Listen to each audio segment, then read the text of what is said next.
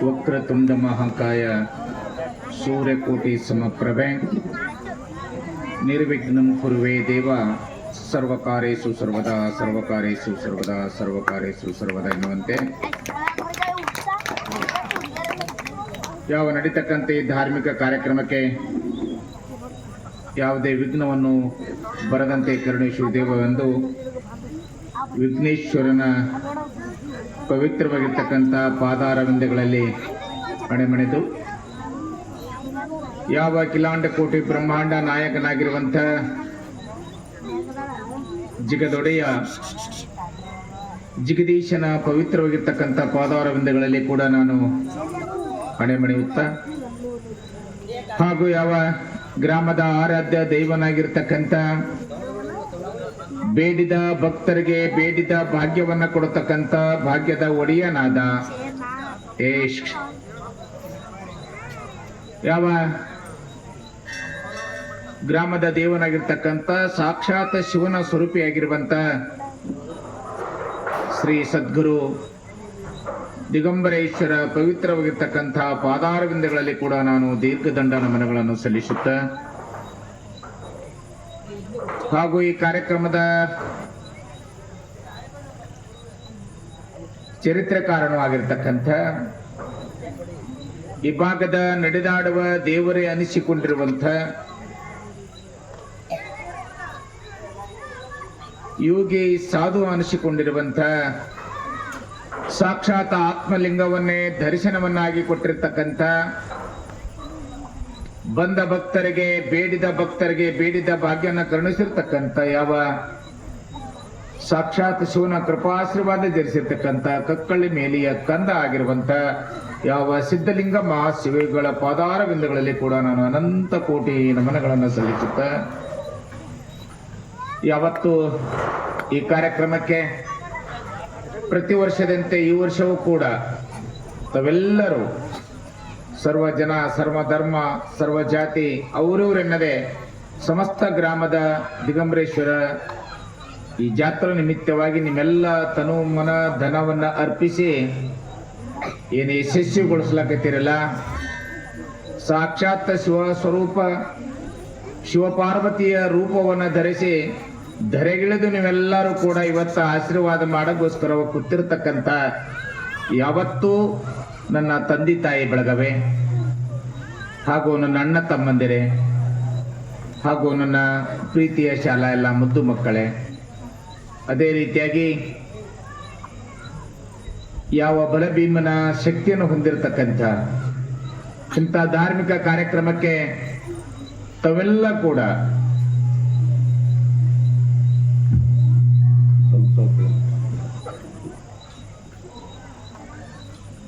ಪ್ರತಿ ವರ್ಷ ಕೂಡ ಸತತವಾಗಿ ಹಗಲಿರುಳು ದಿಗಂಬರೇಶ್ವರ ಜಾತ್ರೆಗೋಸ್ಕರವಾಗಿ ಸುಮಾರು ಒಂದು ತಿಂಗಳ ಪರ್ಯಂತರವಾಗಿ ನಿಮ್ಮೆಲ್ಲ ಪ್ರಪಂಚವನ್ನ ಕೆಲಸವನ್ನ ಕಾರ್ಯಗಳನ್ನ ಬದಿಗಿಟ್ಟು ಜನಸೇವೆ ಜನಾರ್ದನ ಸೇವೆ ಅಂತ ತಿಳ್ಕೊಂಡು ನಮ್ಮೆಲ್ಲ ಕಮಿಟಿ ಬಳಗದಲ್ಲ ಹಗಲಿರುಳು ದಿಗಂಬರೇಶ್ವರ ಸೇವೆಯನ್ನು ಮಾಡ್ತಿದ್ದಾರಲ್ಲ ಅವರು ಕೂಡ ಶ್ರೀರಾಮನ ಭಕ್ತನಂತೆ ಬಲಭೀಮನಂತೆ ಹನುಮಂತನಂತೆ ನಿಂತು ಆ ಭಗವಂತನ ಸೇವೆಯನ್ನು ಮಾಡ್ತಕ್ಕಂಥ ಎಲ್ಲಾ ಕಮಿಟಿ ಬಳಗಕ್ಕೂ ಕೂಡ ಈ ವೇದಿಕೆಯ ಪರವಾಗಿ ಸಮಸ್ತ ನಿಮ್ಮೆಲ್ಲರ ಪರವಾಗಿ ಈ ನಮ್ಮ ಶಾಸ್ತ್ರಿಗಳ ಪರವಾಗಿ ಕೂಡ ಅವರಿಗೆ ನಾನು ಶರಣಾರ್ಥಿಯನ್ನು ಅರ್ಪಿಸ್ತಾ ಇದ್ದೇನೆ.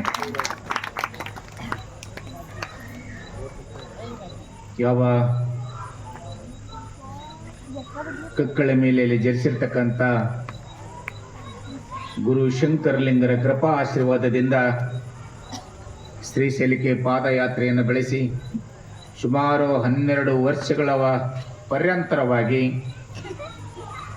ಕಮರಿಯ ಮಠದೊಳಗೆ ತಪಸ್ಸವನ್ನಗೈದು ಯಾವುದೋ ಊಟ ಉಪಚಾರವನ್ನಿಲ್ಲದೆ ಅಂತ ದಟ್ಟವಾಗಿರ್ತಕ್ಕಂಥ ಕಾಡರಣ್ಯದೊಳಗೆ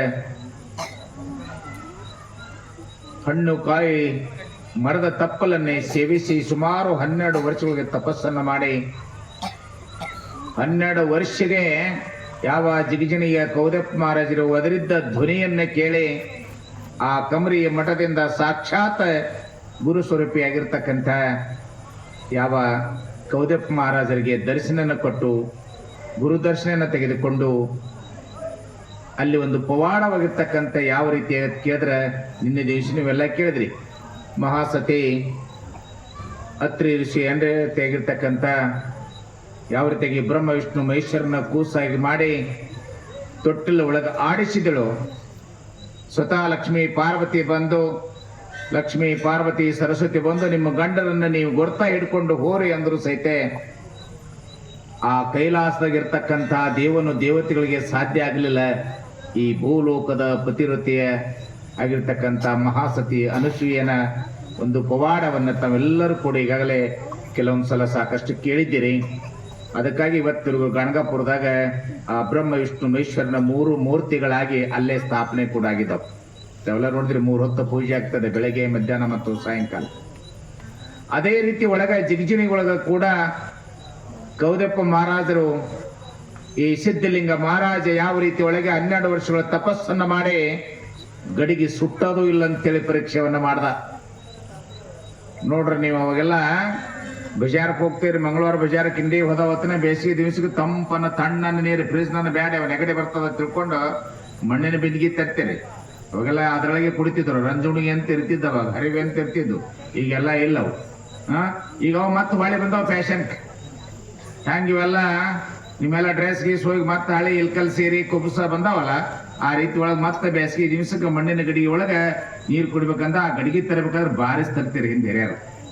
ಅದು ಪಕ್ಕ ಸುಟ್ಟೋದಿಲ್ಲೋ ಅಂತ ನೋಡ್ತಿದ್ರಲ್ಲ. ಆ ರೀತಿ ಒಳಗೆ ಈ ಕಮರೆ ಮಠದೊಳಗೆ ಶ್ರೀಶೈಲದೊಳಗೆ 12 ವರ್ಷಗಳ ಪರ್ಯಂತರವಾಗಿ ತಪಸ್ಸನ್ನು ಮಾಡತಕ್ಕಂಥ ಸಿದ್ಧಲಿಂಗ ಮಹಾಶಿವಗಳು ಗೌದಪ್ಪ ಮಹಾರಾಜರು ತನ್ನ ಹೆಂಡತಿ ಮಗುವನ್ನ ತನ್ನ 1 ತಿಂಗಳೊಪ್ಪತ್ತಿರ್ತಕ್ಕಂಥ ಹಸುಗೂಷನ್ನ ಹಸುನೀಗಿದಾಗ ಅವಾಗ ಓದಿರ್ತಕ್ಕಂಥ ಧ್ವನಿ ಮಹಾರಾಜರು ಯಾವ ಗೌದಪ್ಪ ಮಹಾರಾಜರು ಗುರುಗಳು ಒದರಿದಾರಲ್ಲ ಅಂತ ತಿಳ್ಕೊಂಡು 12 ವರ್ಷ ನಂತರ ಸೀದಾ ಜಿಗಜಿಣಿಗೆ ಬಂದು ಆ ಗುರುಗಳ ಪಾದವನ್ನ ಸ್ಪರ್ಶ ಮಾಡಿದಾಗ ಈ ಸಿದ್ದಪ್ಪ ಅಂತಕ್ಕಂಥ ಗಡಿಗೆ ಸುಟ್ಟಾದೋ ಇಲ್ಲ ಅಂತ ತಿಳ್ಕೊಂಡು ಆ ಮಠದಾಗಿರ್ತಕ್ಕಂಥ 6 ಮಂದಿ ಸ್ತ್ರೀಯರನ್ನ, ಅಂದ್ರೆ 6 ಮಂದಿ ಸ್ತ್ರೀ ಅಂದ್ರೆ ಯಾರ ತಿಳ್ಕೊಡ್ರಿ, ನಿಮ್ಮಂತ ನಮ್ಮಂತ ತಾಯಂದಿರ ಅಲ್ಲ. ಕಾಮ ಕ್ರೋಧ ಲೋಭ ಮೋಹ ಮದಮತ್ಸರ ಅಂತಕ್ಕಂಥದ್ದು ಇಲ್ಲಿ ಒಳಗೆ ಸುಟ್ಟಾದೋ ಇನ್ನ ಆದೋ ಅಂತ ತಿಳ್ಕೊಂಡು ಗುರು ಪರೀಕ್ಷೆಯನ್ನ ಮಾಡ್ತಾನೆ. ಆ ಗುರು ಪರೀಕ್ಷೆದೊಳಗ ಸಿದ್ಧಲಿಂಗ ಮಹಾಶಿವಗಳಿಗೆ ಆ ತಾಯಂದಿರಿಗೆ ಗೌದಪ್ಪ ಮಹಾರಾಜ್ ಹೇಳ್ದ, ಏನು ನಿನ್ನೆ ದಿವಸ ಸ್ವಲ್ಪ ಕೇಳಿರಿದು. ಯಾಕಂತ ಕೇಳಿದ್ರೆ 4 ಖಂಡೆ ನೀರನ್ನು ಕಾಸಿರುತ್ತಾ ಇದ್ದಾರೆ. ಸಿದ್ದಪ್ಪ ದಣದು ಬಂದಿದ್ದಾನೆ, 12 ವರ್ಷ ತಪಸ್ಸನ್ನು ಮಾಡಿದ್ದಾನೆ, ಅವನಿಗೆ ಎಣ್ಣೆ ಹೆಚ್ಚಿ ನೀರು ಹಾಕಿ ಏರಿದೆ ಅಂತ ಕೇಳಿದಾಗ ಆಯ್ತು ತಿಳ್ಕೊಂಡು ಸಂತೋಷದಿಂದ ತಾಯಂದ್ರ ನೀರು ಕಾಸ್ತಾರೆಪ್ಪ, ನೀರು ಮಾತ್ರ ಹೆಸರು ಬಂದವ, ಇನ್ನು ನೀರು ಹಾಕೋನು ಅಂದಾಗ ಅವಾಗ ಗೌದಪ್ಪ ಮಹಾರಾಜರು ಏನ್ ಹೇಳಿದ್ರು, ಸಿದ್ದಪ್ಪನಿಗೆ ಹಂಗೆ ಹೋಗಿ ನೀರು ಹಾಕಬೇಡ್ರಿ ತಾಯಂದಿರ, ನಿಮ್ಮ ಮೈ ಮೇಲೆ ಬಟ್ಟಿ ಇರ್ಲಾರ್ದನೆ ಹಂಗೆ ಹೋಗಿ ನೀರು ಏರಿರಿ ಅಂತ ಹೇಳಿದ್ರು. ಅವಾಗ ಅವ್ರು ವಿಚಾರ ಮಾಡ್ತಾರೆ, ಗುರುವಿನ ಮಾತ ಮೀರಕ್ಕ ಬರುವುದಿಲ್ಲ. ಒಲ್ಲಂತಿ ಸಾಪಕ ಗುರಿ ಆಗ್ತೀವಿ, ಹೂವಂತಿ ನಾವು ಹರಿದವರಿದ್ದೀವಿ. ಸಿದ್ದಪ್ಪನು ಹರಿದವದಾನ, ಜಗ ಜಟ್ಟಿ ಆಳ ನೋಡಿದ್ರೆ ಭಯ ಬರಬೇಕು ಅಂತ ಆಳಾಗಿರ್ತಕ್ಕಂಥವ್ನು ಯಾವ ರೀತಿಯಾಗಿ ನಾವು ಸ್ನಾನ ಮಾಡಿಸ್ಬೇಕು ಅಂತ ತಿಳ್ಕೊಂಡು ಭಯಭಕ್ತಿಯಿಂದರು ಅಂತ ಇರ್ತಿರ್ತಾರೆ. ಆದ್ರೂ ಕೂಡ ಗುರುವಾಕ್ಯ ಮೀರಬಾರ್ದು, ಗುರುವಿನ ವಾಣಿ ಮೀರಬಾರ್ದು ಅಂತ ತಿಳ್ಕೊಂಡು ಆಯ್ತು ಗುರುವೇ ಅಂತ ತಿಳ್ಕೊಂಡು ಹೋಗ್ತಾರೆ. ಅವಾಗ ಸಿದ್ದಪ್ಪ ಮಹಾರಾಜರು ತನ್ನ ಅಂತರಾತ್ಮಗಳು ಕೇಳ್ತಾನೆ, ಗುರು ನನ್ನನ್ನು ಪರೀಕ್ಷೆ ಮಾಡಕತ್ತಾನೆ. ಸಿದ್ದಪ್ಪ ಶ್ರೀಶೈಲ ಮಲ್ಲಿಕಾರ್ಜುನ ಕೃಪಾಶ್ರಯದಿಂದ ಕಮರಿ ಮಠದೊಳಗ 12 ವರ್ಷ ತಪಸ್ಸು ಮಾಡಿರ್ತಕ್ಕಂಥದನ್ನ ಗುರು ಇವತ್ತು ಸಾಕ್ಷಾತ್ ಪರೀಕ್ಷೆ ಮಾಡಕತ್ತಾನ. ತಾಯಿ ಜಗನ್ಮಾತೆ ಭುವನೇಶ್ವರಿ ಅಂತ ತಿಳ್ಕೊಂಡು ಆ ತಾಯಿಯನ್ನ ನೆನಿತಾನೆ. ಸಾಕ್ಷಾತ್ ಮಲ್ಲಿಕಾರ್ಜುನ ನೆನಿತಾನೆ. ನಂದು ಆ ಸ್ನಾನದ ಕೋಣಿ ಒಳಗೆ ಹೋಗ್ತಾನ. ತಾಯಂದರು ಹಂಡದನ್ನ ನೀರು ಬಳಸ್ಕೊಂಡು ಇನ್ನೇನು ಬಚ್ಚಲು ಕೋಣಿಗೆ ಹೋಗಬೇಕು ಅನ್ನೋದ್ರೊಳಗ ಸಿದ್ಧಲಿಂಗ ಮಹಾರಾಜರು ಏನ್ ಮಾಡ್ತಾರೆ, ಸಣ್ಣ ಕೂಸಾಗಿ ಕೈಕಾಲು ಬಿಚ್ಚಿ ಬಚ್ಚಲೊಳಗೆ ಆಡ್ತಾ ಇರ್ತಾರೆ. ಸಿದ್ದಪ್ಪ ಮಹಾರಾಜರು ಸಣ್ಣ ಕೂಸಾಗಿ ಆಡ್ತಾ ಇರುವಾಗ ಆ ತಾಯಿಗೆ ಆ ಕೂಸಿನ ಮುಂದೆ ಬಟ್ಟಿ ಬಿಚ್ಚಿದ್ರೆಷ್ಟು, ಬಟ್ಟಿ ಇದ್ರೆಷ್ಟು. ಆ ಸಂತೋಷದಿಂದ ಅವ್ರು ಏನ್ ಮಾಡ್ತಾರೆ ಅಂತ ಕೇಳಿದ್ರೆ, ಆ ಸಿದ್ಧಲಿಂಗ ಮಹಾರಾಜರಿಗೆ ಎಣ್ಣೆ ಹಚ್ಚಿ ಆ ತಣ್ಣೀರು ಬಿಸಿನೀರು ಬೆರಿಕೆಯನ್ನು ಹಾಕಿ ಸುಂದರವಾಗಿ ಸ್ನಾನವನ್ನ ಮಾಡಿಸ್ತಾರೆ. ಮಾಡಿಸ ನಂತರ ಬಂದಾಗ ಬರ್ತಾ ದೊಡ್ಡಗಿ ಆ ದೇವರ ಕೋಣೆಯೊಳಗ ದೇವರ ಪೂಜೆಯನ್ನು ಮಾಡ್ಕೊಂಡು ಬರಾಗ ಜಿಗಜನಿಗೆ ಗೌದಪ್ಪ ಮಹಾರಾಜರಿಗೆ ಸಿದ್ಧಲಿಂಗ ಮಹಾರಾಜರು ಕೇಳ್ತಾರೆ, ಯಪ್ಪ ನನಗ ಪರೀಕ್ಷೆ ಮಾಡ್ಬೇಕಾದವನು ನೀನೇ.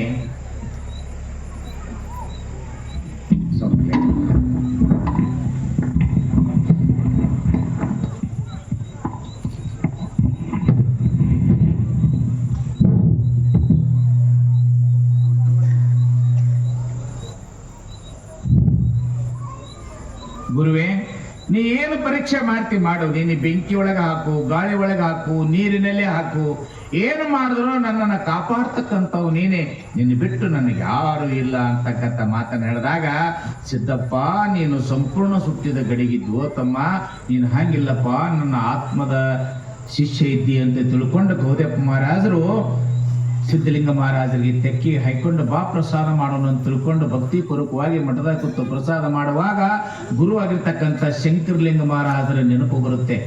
ಯಾರಿಗೆ? ಸಿದ್ಧಲಿಂಗ ಮಹಾರಾಜರಿಗೆ. ಎಲ್ಲಿಗೆ ಹೋಗ್ಬೇಕಾಗಿದೆ? ಗುರು ಎಲ್ಲಿದ್ದಾನೆ? ಬಂತನಾಳದ ಶಂಕರಲಿಂಗ ಗುರು ಬಂತನಾಳವನ್ನು ನೆನಪು ಬರ್ತದೆ ಸಿದ್ದಪ್ಪ ಮಹಾರಾಜರಿಗೆ. ಇಪ್ಪ 12 ವರ್ಷ ಆಯ್ತು ಗುರುವಿನ ಆಶೀರ್ವಾದ ತಗೊಂಡು ಕಮರಿ ಮಠದೊಳಗೆ ತಪಸ್ಸನ್ನು ಮಾಡಿ ನಿನ್ನ ಧ್ವನಿಯನ್ನೇ ಕೇಳಿ ನನ್ನ ಜಿಗಿಜಿಗಿ ಬಂದಿದೆ. ಗುರುವೇ ನನ್ನನ್ನು ಆಶೀರ್ವದಿಸು, ಅಪ್ಪಣೆ ಕೊಡಪ್ಪ, ನನ್ನ ಗುರು ಆಗಿರ್ತಕ್ಕಂಥ ಶಂಕರಲಿಂಗ ಮಹಾರಾಜನನ್ನ ನಾನು ದರ್ಶನ ತಗೋಬೇಕು ಅಂತಂದಾಗ ಇಲ್ಲಿ ಜಿಗಿಜಿಗಿ ಬಂದಿರತಕ್ಕಂಥ ವಿಷಯ ಶಂಕರಲಿಂಗ ಮಹಾಶಿವಗಳಿಗೆ ಗೊತ್ತಾಗ್ತದೆ. ನನ್ನ ಮಗು, ನನ್ನ ಕಂದ, ನನ್ನ ಸಿದ್ದಪ್ಪ ಇವತ್ತು ಬರ್ಬೋದು, ನಾಳೆ ಬರ್ಬೋದು, ಬರ್ತಾನ ಅಂತ ತಿಳ್ಕೊಂಡು ಯಾವ ರೀತಿಯಾಗಿ ಮಗು ಊರಿಗೆ ಹೋದಾಗ, ಯಾವುದೋ ಒಂದು ಕಾರ್ಯಕ್ಕೆ ಹೋದಾಗ ಆ ತಾಯಿ ಯಾವ ರೀತಿಯಾಗಿ ಹಂಬಲಿಸ್ತದಲ್ಲ, ನನ್ನ ಮಗು ಇವತ್ತು ಬರ್ತಾನೆ, ನಾಳೆ ಬರ್ತಾನೆ ಅಂತ ತಿಳ್ಕೊಂಡು ಆ ರೀತಿಯಾಗಿ ಗುರು ಏನ್ ಮಾಡ್ತಿದ್ದ ಅಂದ್ರೆ ಸಿದ್ದಪ್ಪನ ಬರ್ತಕ್ಕಂಥ ದಾರಿಯನ್ನ ಕಾಯ್ತಿದ್ದ ಬಂತನಾಳದ ಶಂಕರಲಿಂಗ ಗುರು. ಆ ಸಂದರ್ಭದೊಳಗೆ ಸಿದ್ದಪ್ಪ ಮಹಾರಾಜರು ಬಂತನಾಳಕ್ಕೂ ಹೋಗ್ತಾರೆ, ಬರ್ತಾರೆ. ಎಲ್ಲರಿಗೂ ಗೊತ್ತಾಗ್ತದೆ ಬಂತನಾಳದಾಗ ಸಿದ್ದಪ್ಪ ಬರ್ತಾ ಇದ್ದಾನೆ, ಇವತ್ತು ಶಂಕರಲಿಂಗನ ಶಿಷ್ಯ ಬರ್ತಾ ಇದ್ದಾನೆ, ಅವನವನ್ನ ಯಾವ ರೀತಿಯಾಗಿ ಸ್ವಾಗತಿಸಬೇಕು ಅಂತ ಕೇಳಿದಾಗ ಎಲ್ಲ ಮುತ್ತೈದರು ತಮ್ಮೆಲ್ಲ ಮನೆ ಮುಂದೆ ರಸ್ತೆಯಲ್ಲಿ ಕೂಡ ರಂಗೋಲಿಗಳನ್ನು ಹಾಕಿ ಸ್ವಚ್ಛ ಮನೆ ಮಠಗಳನ್ನು ತೊಳೆದುಕೊಂಡು ತಲೆ ಮೇಲೆಲ್ಲ ತಾಯಂದರು ನೀರು ಹಾಕಿ ಮಡಿಲೇ ಇದ್ದು ಕುಂಭ ಕಳಸ ಆರತಿ ಒಂದಿಗೆ ಗುರು ಶಂಕರಲಿಂಗ ಮಹಾರಾಜರ ಜೊತೆಗೆ ಮಠದಲ್ಲಿ ಎದುರಿಗೆ ನಿಂತು ಆ ಸಿದ್ಧಲಿಂಗ ಮಹಾರಾಜರಿಗೆ ಪ್ರೀತಿಯಿಂದ ಒಪ್ಪಿಕೊಂಡು ಸ್ವಾಗತವನ್ನು ಮಾಡ್ಕೋತಾರೆ.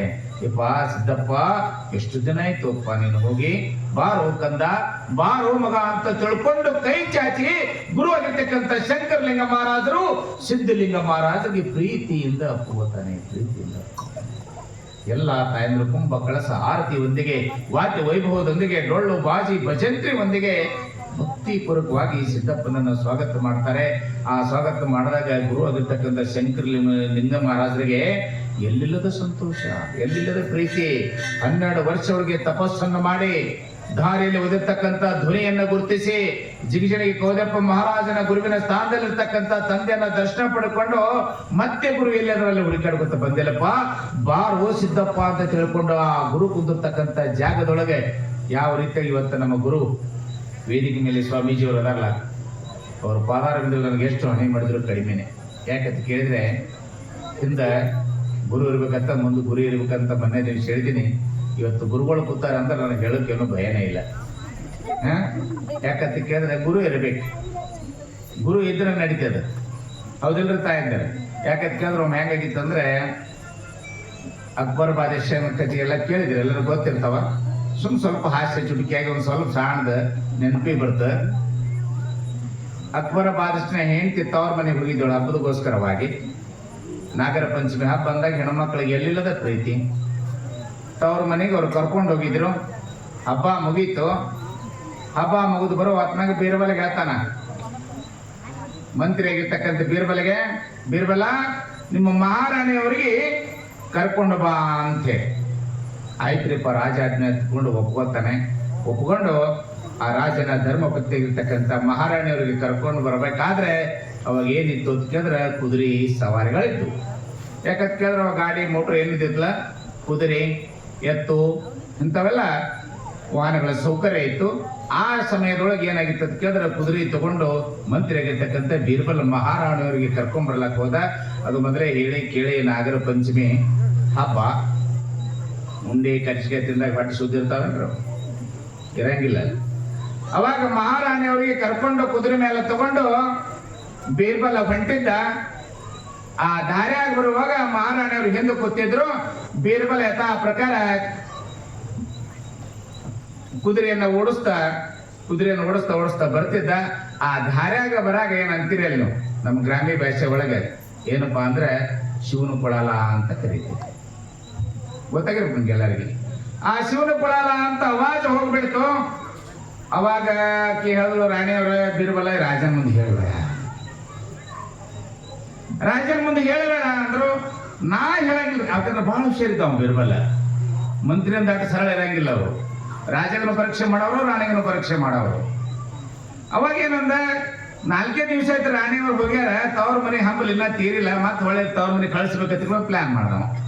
ಪ್ಲಾನ್ ಮಾಡಿ ಏನು ಮಾಡ್ದಂದ್ರೆ, ರಾಣಿಯವ್ರ ನಾ ಮಾತ್ರ ಹೇಳಲ್ರಿ, ಮತ್ತು ಕುದುರೆ ಹೇಳ್ತಂದ್ರೆ ನಾ ಏನು ಮಾಡ್ರಿ, ನಾ ಹೇಳಂಗಿಲ್ಲ.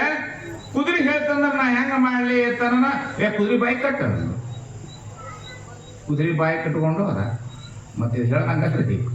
ಕುದುರೆ ಬಾಯಿ ಕಟ್ಕೊಂಡು ಬಂದ. ಮತ್ತೆ ಬರೋದ್ರೊಳಗೆ ರಾಜ ಮತ್ತೆ ರಾಣಿಯವ್ರು ಬರ್ತಂದಾಗ ರಾಜನಿಗೆ ಹೆಂಡತಿ ಮುಖ ನೋಡ್ಬೇಕಂತ ತಿಳ್ಕೊಂಡು ದಾರೆ ಕಾಯ್ಕೊಂತ ನಿಂತಿದ್ದ. ಬಾಗಲ್ ಬಂದ ರೂಪ್ಲೇನೆ ರಾಣಿಯವರು ಕುದುರೆ ಮೇಲೆ ಇಳಿದ್ರು.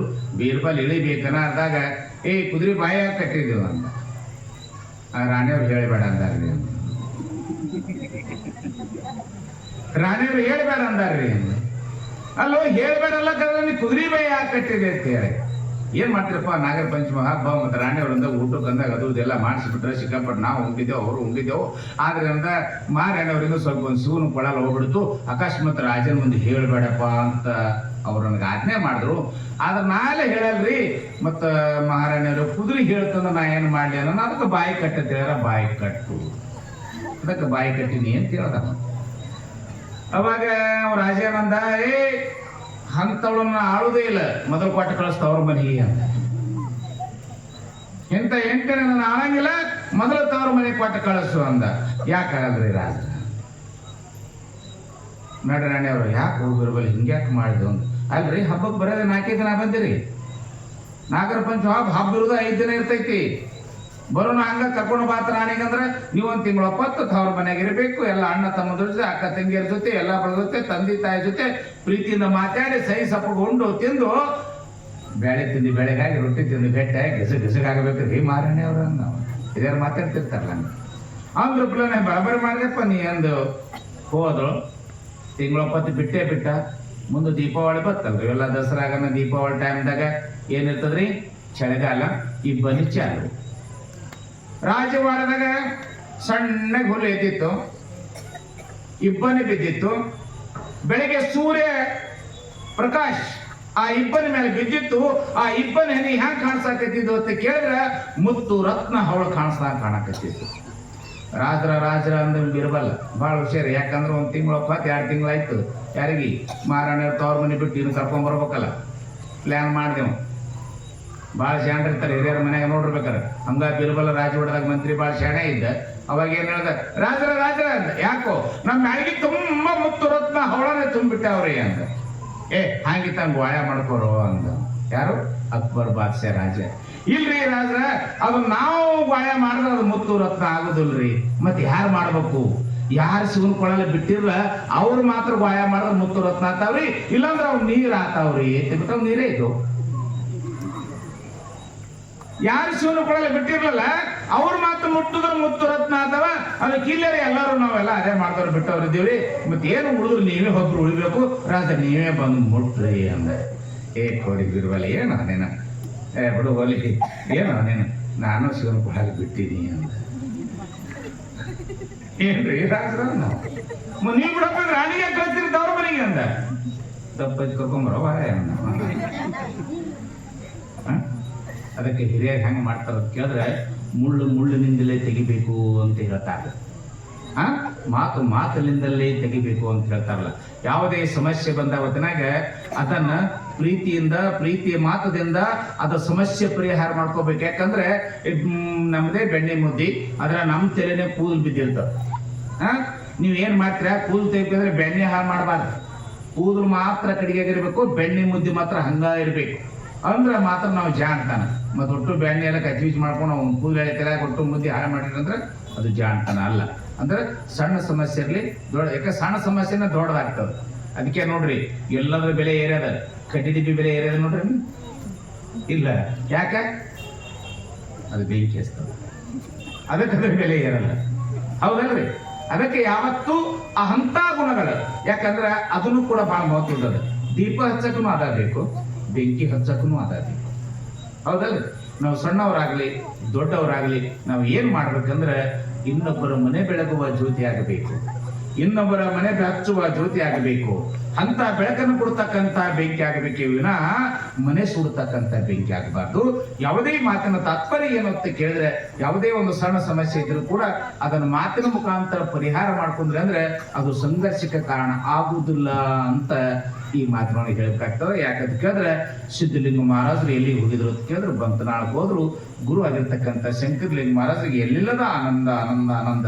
ಯಾಕಂದ್ರೆ ಪ್ರೀತಿಯ ಶಿಷ್ಯ, ಪ್ರೀತಿಯ ಮಗ, ನೀವು ಕಾಳಜಿಯಿಂದ ವಿದ್ಯೆ ಕಲಿಸಿ ಮಾಡಿ ಹೊಸ ನೌಕರಿ ಹೋಗಿದ್ದ ಅಂದ್ರೆ ಬರ್ತೀನಿ ಅವ್ರು ಸೂಟಿಗೆ ಅಂತ ಬಂದಂದ್ರೆ ವೆಟ್ ಕಾಳಜಿ ಮಾಡ್ತೀರಿ, ಭಯಂಕರ ಕಾಳಜಿ ಮಾಡ್ತಿರಲ್ಲ. ಹೊಸ ಗಂಡ ಮನೆಗೆ ಹೋಗಿರ್ತಕ್ಕಂಥ ಮಗಳು ಬಂದಾಗ ಎಷ್ಟು ಕಾಳಜಿ ಮಾಡ್ತೀರಿ ತಾಯಂದ್ರು, ಅಷ್ಟೆಲ್ಲ. ಮತ್ತೆ ಹೊಸ ಗಳೆ ಬಂದಾಗ ಎಷ್ಟು ಕಾಳಜಿ ಮಾಡ್ತೀರಿ, ಹಂಗೆಲ್ಲ ಕಾಳಜಿ ಮಾಡಾಗ ಇಂಥ ಪ್ರೀತಿಯ ಮಗ ಮಾತನ್ನ ಮೀರದ ಮಗ ಸಿದ್ದಪ್ಪ ಬಂದಾಗ ಶಂಕರಲಿಂಗ ಗುರುಗಳಿಗೆ ಭಯಂಕರ ಆನಂದ ಆಯ್ತು. ತಮ್ಮ ಜೊತೆಯಲ್ಲಿ ಕೂಡಿಸಿಕೊಂಡು ಮೃಷ್ಟಾನ್ನ ಭೋಜನವನ್ನು ಮಠದೊಳಗೆ ಬಂದನಾಳ ಶಂಕರಲಿಂಗ ಮಹಾರಾಜರು ಸಿದ್ದಪ್ಪನನ್ನು ಕರ್ಕೊಂಡು ಭೋಜನ ಮಾಡ್ತಾರೆ. ಮಾಡಿ ಒಂದು ದಿವಸ ಏನಾಗ್ಬೇಕು ಕೇಳಿದ್ರೆ, ದೇಶ ಸಂಚಾರ ಭಿಕ್ಷಕ್ಕೆ ಹೋಗ್ಬೇಕು. ಅವರು ಹಳ್ಳಿ ಭಿಕ್ಷಕ್ಕೆ ಹೋಗ್ತಿದ್ರು. ಅವಾಗ ಒಂದು ಊರಿಗೆ ಭಿಕ್ಷಕ್ಕೆ ಹೋಗಬೇಕಾಗಿತ್ತು. ಸಿದ್ದಪ್ಪ ಅಂದ್ರು, ಯಾಕೆ ಗುರುವೇ ಅಂತ ಕೇಳ್ದ. ಕುದುರೆದು ಯಾಕೋ ಸ್ವಲ್ಪ ಕಾಲು ಬ್ಯಾನಾಗೈತಿ, ಯಾಕೋ ಕೂತಿದೆ 2 ದಿನ ಏಳಲಾಗೈತಿ, ಮತ್ತೆ ಈಗ ನಡ್ಕೋತಿರ ಹೋಗ್ಬೇಕು, ಹ್ಯಾಂಗ್ ಮಾಡ್ಬೇಕು, ಅದ್ರಾಗ ಮೋಡ ಕವಿದು ವಾತಾವರಣ ಇದೆ, ಗುಡುಗು ಸಿಡಿಲು ಮಿಂಚು ಬಂದರೂ ಬರಬಹುದು, ಹ್ಯಾಂಗ್ ಹೋಗೋನು ಸಿದ್ದಪ್ಪ ಅಂತ ಕೇಳಿದಾಗ, ಯಪ್ಪ ಆ ಕುದುರೆ ಕಾಲು ಬ್ಯಾನೆ ಆದ್ರೆ ಏನಾಯ್ತು, ಇದು ನೀ ಸಾಕಿದಲ್ಲ ಕುದುರೆ, ನೀ ತಿನ್ನಿಸಿದಲ್ಲ ಜಮಿ ಕಡ್ಲಿ ಬೇಳೆ, ಇದಕ್ಕೆ ತಡಿಗೆ ಹಾಕೋ ತಂದೆ, ಇದು ಹೊತ್ಕೊಂಡು ಹೋಗ್ತದ ಕುದುರೆ ಗಟ್ಟದ ನಿಂದು ಅಂತ ತಿಳ್ಕೊಂಡು ಗುರು ಶಂಕರಲಿಂಗನ ಹೆಗಲ ಮೇಲೆ ಹೊತ್ಕೊಂಡು ಹೋಗ್ತಾನೆ. ಯಾರೋ ಸಿದ್ಧಲಿಂಗ ಮಹಾಶ್ರೀಗಳು ಗುರು ಶಂಕರಲಿಂಗನ ಹೆಗಲ ಮೇಲೆ ಹೊತ್ಕೊಂಡು ಭಿಕ್ಷ ಹೋಗ್ತಾನೆ. ದಾರಿ ಒಳಗೆ ಹೋಗ್ತಾನೆ. ಸಾಯಂಕಾಲ ಸಮಯ ಮಿಂಚುದು ಕಾಣಿಸ್ತಿತ್ತು, ಮಿಂಚಲಿಕ್ಕಿಲ್ಲ, ಗುಡುಗು ಸಿಡಿಲು ಎಲ್ಲ. ಆ ಟೈಮ್ದಾಗ ಶಂಕರಲಿಂಗ ಮಹಾರಾಜರ ಕಾಲದೊಳಗೆ ಒಂದು ತುಳಿದ ಪಾದರಕ್ಷೆಗಳಿದ್ದು, ಅವಾಗ ನೀರು ಸುರಿತಾ ಇತ್ತು. ಅವಾಗ ಸಿದ್ದಪ್ಪ ಮಾರ ಜನ ಮಾಡ್ತಾರೆ, ಅಪ್ಪ ಗುರುವಿನ ಪಾದ ಓದಕ ಸಿಕ್ಕುಲ್ಲ ಅಂತ ತಿಳ್ಕೊಂಡು ಆ ಪಾದರಕ್ಷೆ ಬಿತ್ತಿರ್ತಕ್ಕಂಥ ನೀರ ಹಿಂಗ ಬಗಸಿ ಹಿಡಿದು ಕುಡಿತಿದ್ದ. ಯಾರೋ ಸಿದ್ಧಲಿಂಗ ಮಹಾರಾಜ. ಗುರು ಶಂಕರಲಿಂಗನ ಪಾದದ ಮೇಲೆ ಬಿದ್ದಿರ್ತಕ್ಕಂಥ ಮೇಘರಾಜ ಸುರಿಸ್ತಕ್ಕಂಥ ಮಳೆಯ ನೀರು, ಯಾಕಂದ್ರೆ ಹೆಗಲ ಮೇಲೆ ಹೊತ್ಕೊಂಡಿದ್ನಲ್ಲ, 2 ಪಾದರಕ್ಷೆಗಳು ಇಲ್ಲೇ ಇರ್ತಿದ್ದು, ಅದ್ರೊಳಗೆ ಮಳೆ ನೀರು ಸೋರ್ತಿತ್ತು. ಆ ಪಾದರಕ್ಷೆಗಳು ಬರ್ತಕ್ಕಂಥದ್ದು, ಚಪ್ಪಲಿಗಳು ಬರ್ತಕ್ಕಂಥ ನೀರನ್ನ ಹಂಗ ಒಂದು ಕೈಲಿ ಬಗ್ಸಿ ಹಿಡಿದು, ಯಪ್ಪ ಗುರುವೇ ಎಂಥ ಪಾದರೋಪ ನಿಂದು, ಎಂಥ ಪ್ರಸಾದ ಗುರುವೇ, ಇಂಥ ಪಾದೋದಕ್ಕೆ ನನ್ನ ಜೀವನದಲ್ಲೇ ನಾನು ನೋಡಿಲ್ಲ ಅಂತ ತಿಳ್ಕೊಂಡು ಹಂಗ ಕುಡಿತಿದ್ದ. ಸಿದ್ದಪ್ಪ ಬ್ಯಾಡೋ ಅಂತಿದ್ರು ಗುರು. ಇಲ್ಲಪ್ಪ ಎಲ್ಲಾದ್ರೂ ಕೂಡ ನಾವು ಒಂದು ತೆರಿಗೆ ತೀರ್ಥನ ತಂದ ಪಾದ ತೊಳೆದಿದ್ದೆ ಬೇರೆ, ಸಾಕ್ಷಾತ್ ಕೈಲಾಸದಿಂದ ಉದಿರ್ತಕ್ಕಂಥ ಈ ಪಾದೋದಕ ಪ್ರಸಾದ ನನಗೆ ಸಿಕ್ಕದಂದ್ರೆ ನಾ ಮಾಡಿದ ಪುಣ್ಯ ಅಷ್ಟಿಷ್ಟೆಲ್ಲ ಗುರುವೇ ಅಂತ ತಿಳ್ಕೊಂಡು ಕುಡಿತಿದ್ದ. ಸಂಘಟನೆ ಬಂದವರು ಸಿದ್ದಪ್ಪ ನಮಗೊಂದಿಷ್ಟು ಕೊಡು ಅಂತಿದ್ರು. ಹಂಗೆಲ್ಲ ಇಲ್ಲಪ್ಪ, ಗುರುವಿನ ಪ್ರಸಾದ ಎಲ್ಲರಿಗೂ ಸಿಗುದಿಲ್ಲ ಅಂತ ತಿಳ್ಕೊಂಡು ಭಕ್ತಿಯಿಂದ ಆ ಗುರುವಿನ ಪಾದೋದಕ ಪ್ರಸಾದವನ್ನು ಕುಡಿದ. ಹಿಂಗೆ ಕುಡಿದು ಬಂದು ಮಠದೊಳಗೆ ತಿರುಗಾಡಿ ಬಹುತಿ ಭಿಕ್ಷಾ ಅಂತ ತಿಳ್ಕೊಂಡು ಭಿಕ್ಷಾ ಮಾಡ್ಕೊಂಡು ಸಂಚರಿಸಿ ಮತ್ತೆ ಮಠಕ್ಕೆ ಬಂದರು. ಅವಾಗ ಯಾಕಂತ ಕೇಳಿದ್ರೆ ಸಿದ್ದಪ್ಪ ಹೇಳ್ತಾರೆ, ಇಪ್ಪ ಸಿದ್ಧಲಿಂಗ, ನೀನು ಮಠಕ್ಕನ್ನ ಕಟ್ಟಬೇಕಾಗ್ತದೆ, ನೀನು ಇಂಥ ಗ್ರಾಮಕ್ಕೆ ಹೋಗ್ಬೇಕು ಅಂತ ಹೇಳಿದ್ರು. ಇಪ್ಪ ಎಲ್ಲಿ ಹೋಗ್ಲು ತಂದೆ, ನೀನು ಅಪ್ಪಣೆಯನ್ನು ತೋರಿಸು, ನೀನು ದಾರಿಯನ್ನು ತೋರಿಸು, ನೀನು ಮಾರ್ಗವನ್ನು ತೋರಿಸು, ನೀನು ತೋರಿಸಿದ ಮಾರ್ಗದಲ್ಲಿ ಹೋಗ್ತೇನೆ ತಂದೆ ಅಂತ ಕೇಳಿದಾಗ, ಇಪ್ಪ ನೀನೇನು ಹೋಗ್ತಲ್ಲ ಲೆಚ್ಚಾಣ ಗ್ರಾಮಕ್ಕೆ ಹೋಗು.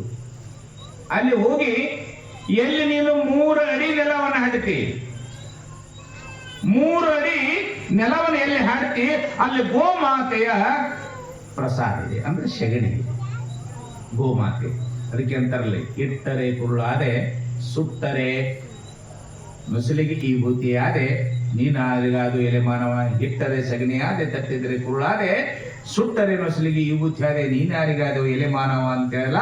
ಆ 36 ಕೋಟಿ ದೇವತಿರ್ತಕ್ಕಂಥ ಕಾಮಧೇನು ಕಲ್ಪವೃಕ್ಷ ಆ ಗೋಮಾತೆಯ ಪ್ರಸಾದ ಅಂತ ಹೇಳ್ತಾರ ಅವರು, ಸೆಗಣಿ ಅಂತ ಹೇಳಂಗಿಲ್ಲ. ಆ 3 ಅಡಿ ನೆಲವನ್ನು ನೀನು ಎಲ್ಲಿ ಹಾಡ್ತಿ ಅಲ್ಲಿ ಗೋಮಾತೆಯ ಒಂದು ಪ್ರಸಾದಕ್ಕಿರ್ತಕ್ಕಂಥ ಸೆಗಣಿ ಎಲ್ಲಿ ಸಿಗ್ತದ ಅಲ್ಲಿ ನೀನು ಮಠ ಕಟ್ಟು, ಅದಕ್ಕೆ ಕಮರಿ ಮಠ ಅಂತ ಹೆಸರಿಡು ಅಂತ ತಿಳ್ಕೊಂಡು ಸಿದ್ಧಲಿಂಗ ಮಹಾರಾಜರು ಹೇಳ್ತಾರೆ.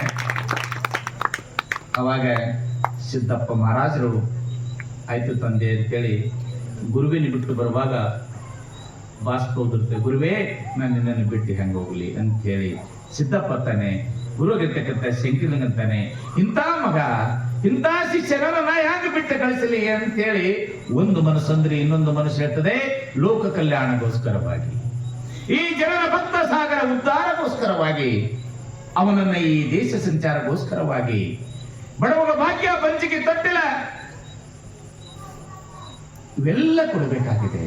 ಅದಕ್ಕಾಗಿ ಸಿದ್ದಪ್ಪ ನೀನು ಹೋಗಬೇಕಾಗಿದೆಪ್ಪ, ನೀನು ಹೋಗು ಅಂದಾಗ ಸಿದ್ದಪ್ಪ ಮತ್ತೆ ಹೇಳ್ತಾನೆ, ಗುರುವೇ ಗುರುವೇ ನಾನು ನೆನೆಸಿದಾಗ ನೀನು ಬರಬೇಕು. ನಾನು ಎಲ್ಲಿ ನೆನೆಸ್ತೀನಿ, ನನಗೆ ಎಲ್ಲಿ ಕಷ್ಟ ಬರ್ತದೆ, ಎಲ್ಲಿ ಪರೀಕ್ಷೆ ಬರ್ತದೆ, ಅಲ್ಲಿ ಶಂಕರಲಿಂಗ ಅಂತ ಕರೆದ ಅಂದ್ರೆ ನೀನು ತಕ್ಷಣವಾಗಿ ಅಲ್ಲಿ ಬರ್ತಿದ್ದಂದ್ರೆ ಮಾತ್ರ ಹೋಗ್ತೀನಿ, ಇಲ್ಲಿ ಹೋಗುದಿಲ್ಲ ಗುರುವೇ ಅಂತೇಳಿ ಮತ್ತೆ ಸಾಷ್ಟಾಂಗ ಹಾಕ್ತಾನೆ. ಶಂಕರಲಿಂಗ ಗುರುವಿನ ಮೇಲೆ ಪಾದದ ಮೇಲೆ ಕಣಿ. ಅವಾಗ ಶಂಕರಲಿಂಗ ಮಹಾರಾಜ್ ಹೇಳ್ತಾರೆಪ್ಪ, ಸಿದ್ಧ ನೀ ಏನು ಚಿಂತೆ ಮಾಡಬೇಡ, ನೀನೇನು ಚಿಂತೆ ಮಾಡ, ನೀನು ಎಲ್ಲಿ ನೆಲೆಸ್ತಿ ಎಲ್ಲಿ ಇರ್ತಿ ಅಲ್ಲಿ ನಾನು ಯಾವತ್ತೂ ಇರ್ತೀನಿ. ನನ್ನನ್ನು ಬಿಟ್ಟು ನಾಮಸ್ಮರಣೆ ಬಿಟ್ಟು ನೀನು ಎಲ್ಲರೂ ಇದೆಯೇನೋ ಸಿದ್ಧ? ಒಂದು ನಿಮಿಷ ಕೂಡ ನನ್ನ ನಾಮವನ್ನು ಬಿಟ್ಟು ನೀನು ಇಲ್ಲ ಅಂದ ಮೇಲೆ ನಾನೆಲ್ಲಿ ಇರ್ತೀನಿ, ನೀನು ಎಲ್ಲಿರ್ತಿ ನಾನು ಅಲ್ಲೇ ಇರ್ತೀನಿ ಅಂತ. ನೀನು ಎಲ್ಲಿರ್ತಿ ನಾನು ಅಲ್ಲೇ ಇರ್ತೀನಿ ಅಂತ ಹೇಳಿದ್ರೆ ಯಾಕಂತ ಕೇಳಿದ್ರೆ, ಗುರುವನನ್ನು ಒಲಿಸಬೇಕಾದ್ರೆ ಬಹಳ ಬೇಕಾಗ್ತದೆ. ಅದಕ್ಕೆ ಹೇಳ್ತಾರಲ್ಲ ಹಿರಿಯರು, ಗುರುವಿನ ಗುಲಾಮನಾಗುವ ತನಕ ದೊರೆಯದಣ್ಣ ಮುಕುತಿ ಅಂತೇಳಿ. ಗುರು ಎಷ್ಟೇ ಕಷ್ಟ ಕೊಡ್ಲಿ, ಎಷ್ಟೇ ಪರೀಕ್ಷೆ ಕೊಡ್ಲಿ, ಅವನು ಗುಲಾಮನಾದಾಗೆ ಮಾತ್ರ ಮುಕ್ತಿ ಸಿಗ್ತದ. ನಾ ಎಲ್ಲರೇ ಅದ್ಯಾಕೆ ಮಾಡ್ಲಪ್ಪ ಇದ್ಯಾಕೆ ಮಾಡ್ಲಿ ಅಂತ ಕೇಳಿದ್ರೆ ಅದು ನಡೀದಿಲ್ಲ. ಯಾಕಂತ ಕೇಳಿದ್ರೆ